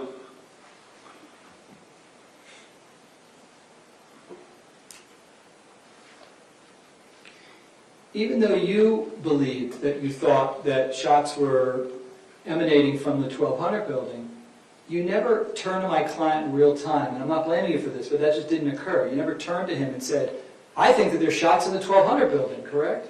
Objection. Correct. Again, counsel is testifying. It's- No, that one's overruled, so you can answer that question. Go ahead. Correct. You never, correct, you never conveyed that to my client, correct? Correct. You did see my client as he was there in a position of cover. You saw him talking on his BSO radio, correct? Yeah, he was talking on both radios, I do believe, when I was standing there. And when you say both, you know that he has what, a BSO police radio, and he also on the other side has a school radio, correct? Correct. And he's, in that moment, he's talking on both, correct? I do believe so, yes. You didn't see him just standing there doing No. nothing, correct? No. You saw him with his gun out, correct? Correct. You also heard him trying to get everything shut down so nobody could come on campus, correct? Yeah, I heard him trying to say shut down, Holmberg, shut down. You also saw him looking all the way west, did you not? Yes. So west of the 1200 building, you saw him looking in that direction, correct? Well, I know he was on the radio. I was concentrating on, once I saw the kids in the parking lot, then I saw the kids out from the 700 building. I concentrated on getting them out of there. And when you were interviewed by FDLE, you told FDLE that there was an echo in that area, correct? What? Give me the legal objection? Peterson referencing an improper impeachment. Well, no, the witness is here. Go ahead, sir. That's overruled. You can answer the question. I'd have to go back and look at it, but like I said, it was loud, so it was traveling. But when you remember you were interviewed by law enforcement, correct? Correct. And that would have been closer to when this event occurred, correct? Correct. And your memory would have been fresher, correct? Correct. And if you believed that there was an echo, right, in that area, you would have then shared that with them, correct? Correct. Okay. You never saw any muzzles flashing, correct? No. You never saw any glass breaking out of any windows? No. Never saw any smoke that would alert someone that there's somehow gunfire in that building, correct? No.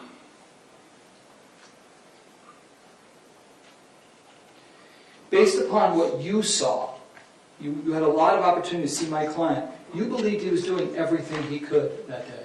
Yes. Okay. Any redirect? Yes. Go ahead.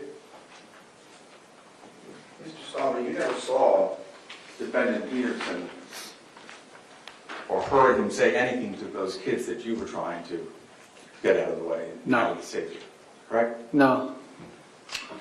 And would it be that you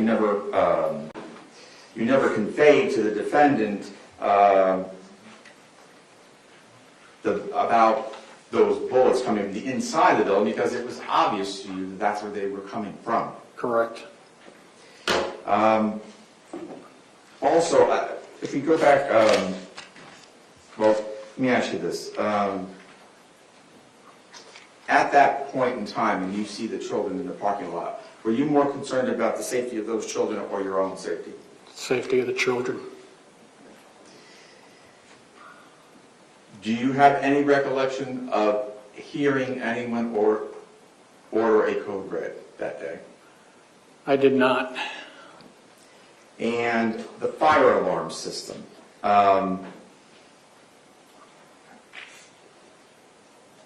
If you know, would the fire alarm be louder in the classrooms or louder outside in the hallways? It would be louder in the classroom, in the building.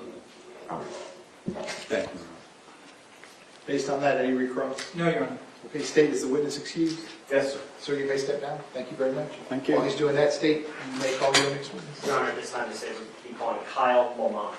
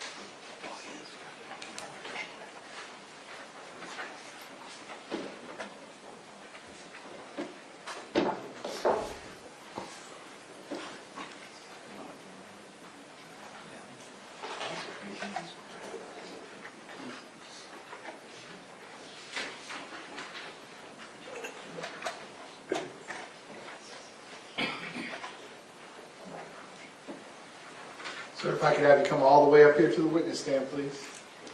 Once you reach it, but before you have a seat, you can just stop and look at me, please. Raise your right hand. You swear to tell the truth, the whole truth, nothing but the truth. Please be seated. And once you are seated, if I need you to scoot that chair all the way up as far as it will go. Can you please state your full name and spell your full name? Kyle Allen Lamont, KYLEALLENLAMAN.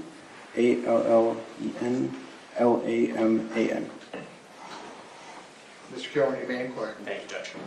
Kyle, how old are you? I am 20. 20. Where did you go to high school? Marjory, Stoneman, Douglas. Back on February 14th of 2018, how old were you? 14 or 15. Okay. On February 14th of 2018, were you shot? Yes, Where were you shot? in my right foot. Your Honor, at this time, I would ask the witness to come down to show the jury injury. That's correct.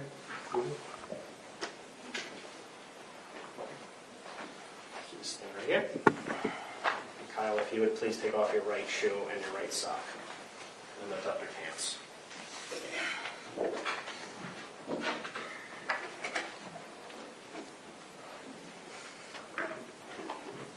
right, thank you, Kyle. You can put everything back on and sit down.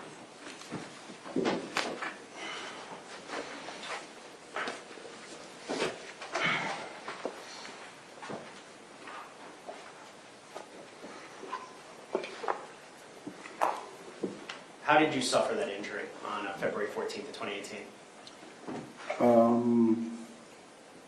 It was on the third floor of the building, on the 1200 building. Was this during fourth period? Yes. Okay. And what class were you in? Personalization, but it is study hall. Now, earlier in that day, was there a fire alarm that went off at MSD? Yes. Was that a standard, normal fire alarm? Yeah. Okay. And now, during a fire alarm, what were you taught as a student at MSD to do?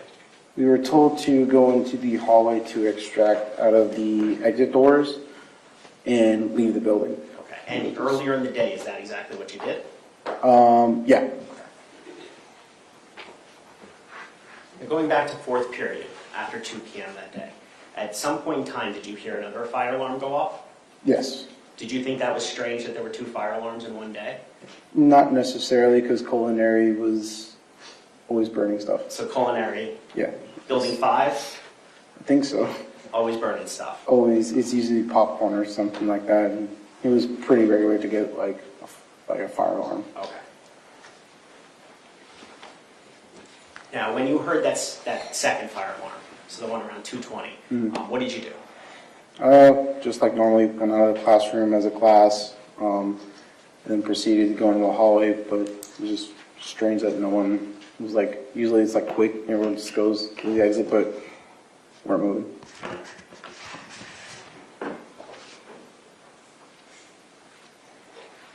Your Honor, may I approach witness? You may. Kyle, I'm showing you what's been already previously called states J for identification. Do you recognize this? Yeah. Are you in this picture? Yes. Where are you? Right there. I have my headphones on. Yellow circle. Yeah. Your Honor, at this time, the state will request to move states J into evidence as states 10. Any objection? None. Without objection, states J for identification will now be in evidence. That is States Exhibit 10.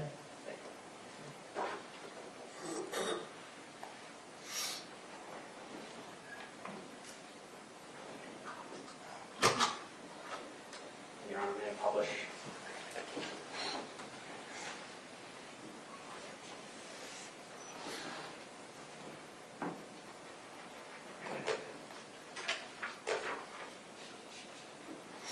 Is that you, Kyle? Yep. What do you have wearing on your head, on your ears? Headphones.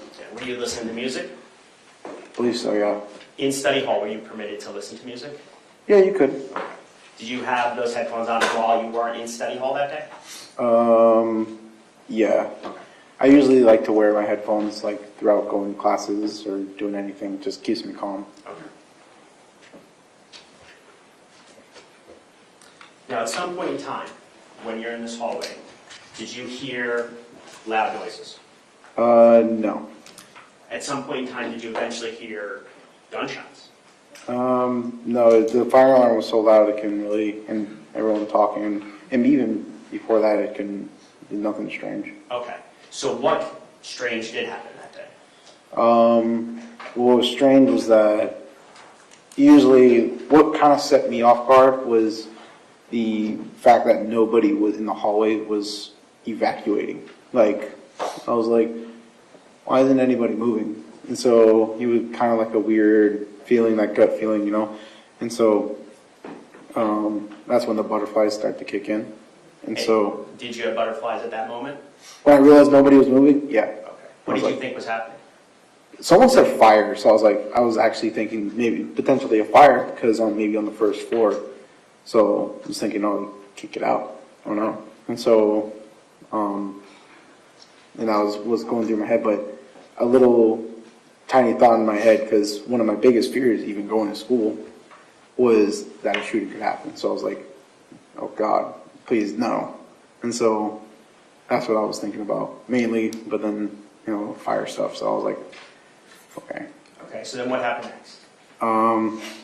Next, as nobody was moving, teachers started to get antsy. You know, they're like, what's going on too? And that's when your fear started to kick in, like, okay, what is actually happening? Because I don't want my biggest fear to come to life right now. And so, you know, teachers are getting antsy, and then I'm sitting in the back trying to look at my teacher and say, what do we do? Because there's an exit right behind us.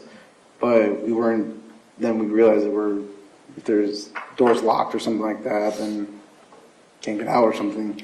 And so we were kind of just waiting, and then I believe the east doors opened, and then we were like, okay. And then it got super quiet, and then just round after round after round after round. Of gunshots? Yeah. How loud were they? It was kind of hard to tell in the moment, but because, I mean, for me, I didn't even recognize it. I was kind of, you know, starstruck about it. I was like, and then, but it was loud. You know, it was louder than the fire alarms. So that's all I know. When you were in that hallway, that's where you were shot. Yeah. Once you were shot, what did you do? Instantly took cover. Just run to anything that could get me out of the hallway. And where did you go? I went to on the image you can actually see there's a bathroom there that cut out right next to my right. You can actually draw on the screen. May I allow the privileges for that? Yeah.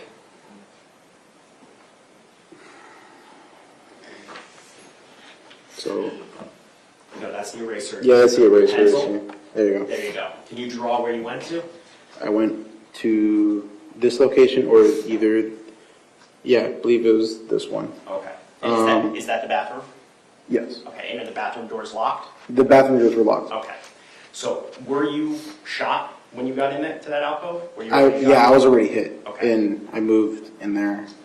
When you were in that, we'll just call it an alcove. When you were in the alcove, were there other kids in there with you? Yes. Okay. Was Joaquin Oliver in there with you? Me personally, I didn't know Joaquin, and I didn't know him, but I found out that it was. Okay. And then one of my friends that was with me, his name is my good buddy of mine, Tyler, and he was there with me. Okay. So it was the three of you in that alcove? Yes. Okay. How long would you estimate, complete estimate, of how long you stayed in that alcove?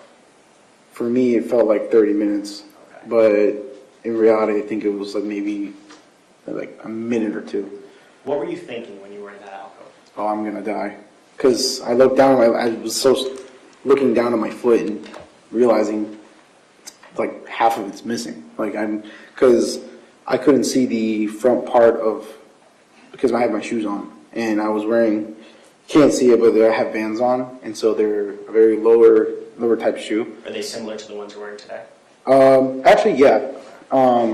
And so they kind of look like the shoes I'm wearing today. But pools of blood, and it felt like, have you ever walked into a puddle of shoes? It's just like that, but very warm. And so that's what it felt like. And You said then, puddle of shoes, I think you meant. oh, puddle of water, sorry. And so like, if you ever walked into a puddle of water and your shoes are all soaked and you're like, oh, man, your socks are all wet. Imagine that, but just instead of cold, it's warm. And all red. And I was just thinking, I don't know if I'm gonna be able to walk, like, or run, matter of fact, so I was kind of, like, I feel like I was just gonna die there and be stuck, so. At some point in time, well, when you were in that alcove, because you can't see the video, what position were you in? So if you look over here in this little area, this is where Tyler was. He was sitting on that wall. I was right in front of him, so I was to the right of that, right in front of that, where the door is. And then Joaquin was where the door is on the wall. So that's how we were laid out. Tyler was right here, I was right in front of Tyler, and then he was on the wall. Were you standing? Were you I was crouching? standing. Okay. I was standing the whole time, and in the video, I think you could see me peek the corners as well, just trying to see where the shooter's at. Okay, actually at this time, good point, good segue. Your Honor, I would like to show what's already been in evidence as states F3 of state 6, and we'd ask to take Please down. have to go. Yes. Court Deputy Unit, TV.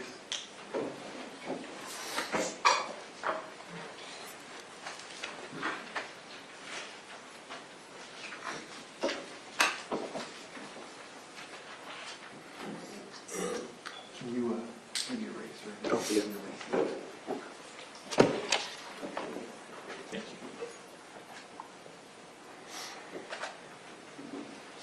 We're all set? Okay, thank you. And what is being played right now, State? The video that's already in as states F3 of state 6, it's a video inside the school. Which Mr. of the 13 in the composite? State 6? Oh, I'm sorry.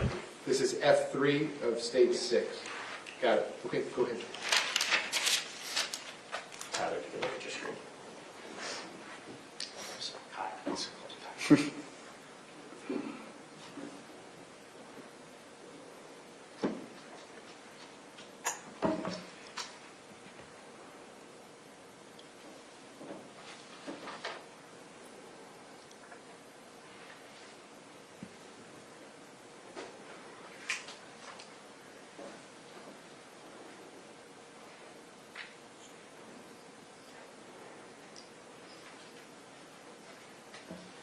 You just pause it there, Aaron, for a second.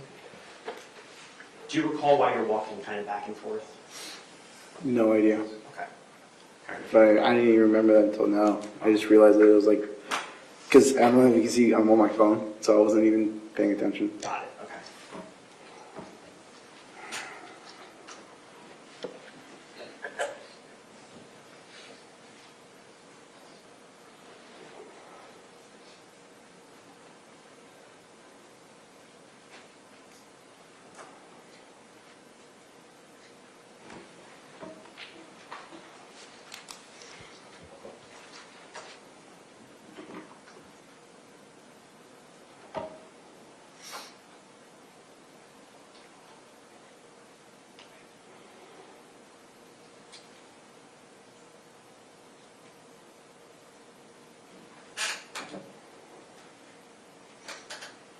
Pause it there.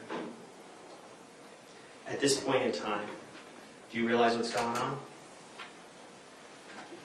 I haven't seen this week, but fear. What did you recall what you're hearing at this point? I couldn't even remember. But mainly just like I don't know. I can't remember. Okay, fair enough.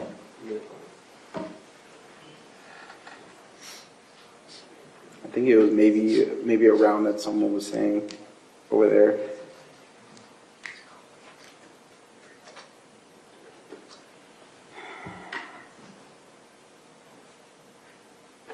Can you pause for a second? Earlier, there was testimony that the alcove was directly to the right, but it's actually a little bit further back. Is that also the bathroom, though? I'm not sure. Yeah. Like the alcove, same layout, correct? Is that yes, Kyle? I'm sorry. Yes. Okay, you can apply.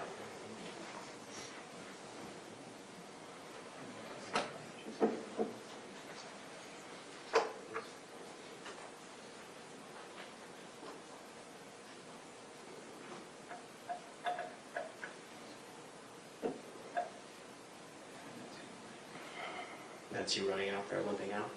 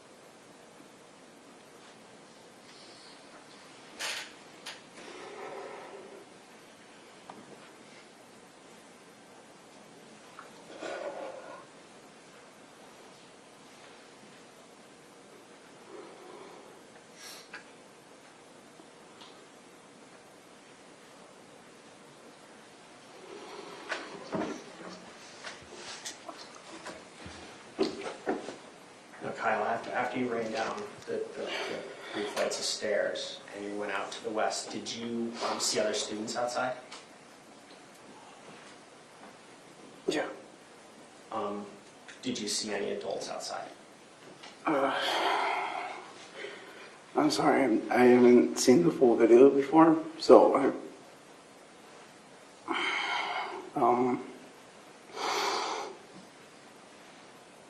yeah, I did. I ran out and I saw my my classmates, or I don't know if they were in my class or not. I remember seeing one of my friends I was just remember yelling at them to run, get out of here. But first I was trying to tell them I need an adult. Someone needs to be here, because a police officer, anybody, an adult, they need somebody. Because you guys need to run, get out of here, someone. Did you ultimately come upon an adult? Yes. Is that Jeff Heinrich? Yeah. And what did Jeff Heinrich do for you? He ultimately he came out of nowhere. I didn't even see him. He just grabbed me. He was like, "What's going on?" I was like, "There's a shooter in there." And then he went to find cover in a car and proceeded to hear more shots and just taking cover behind cars and still hearing gunshots and stuff like that. Stop me there, Kyle. The shots that that you were hearing at this point, were they loud? Yeah, because originally I think I had my headphones like completely off or something like that, and they were just started getting very loud and louder. Once you were with Jeff Heinrich, do you recall where you went? We went more west towards the football field on the outside of the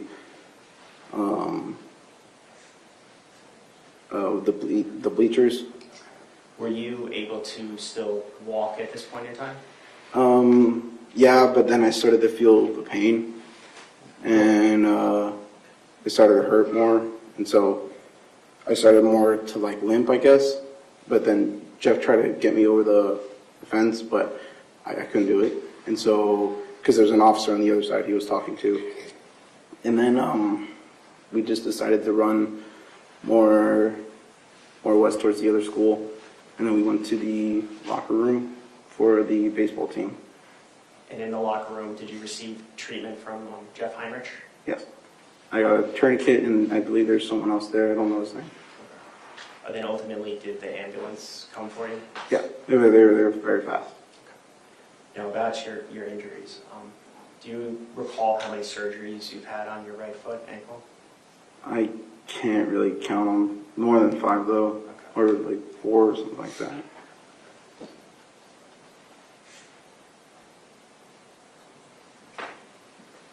And I'm sorry to ask this question, but do you have lasting impacts Yeah. on your foot? Yeah. I go through spans of pain where I can't walk for 2 weeks. I can't do the things I used to do. I'm one broken foot away from getting my leg cut off. I can't, like, every day is pain. And so whether it's walking, going up the stairs, just standing still, it hurts. And so it's very hard for me to, like, walk for very long distances without having my foot literally looking like a football, or like it just feels like very sharp needles, and that are just kind of like going up. Back in 2018, when you were a student at MSD, did you know the school resource officer, Scot Peterson? No. Had you ever seen him before? I think so, but I've never really paid attention to it.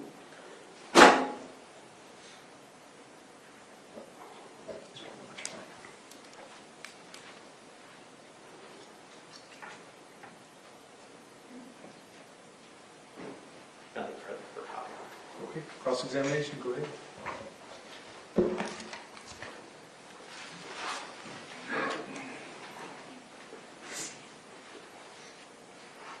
Kyle, it's nice to see you again. I promise I'll get you out of here very quickly. I'm sorry again for what you've done.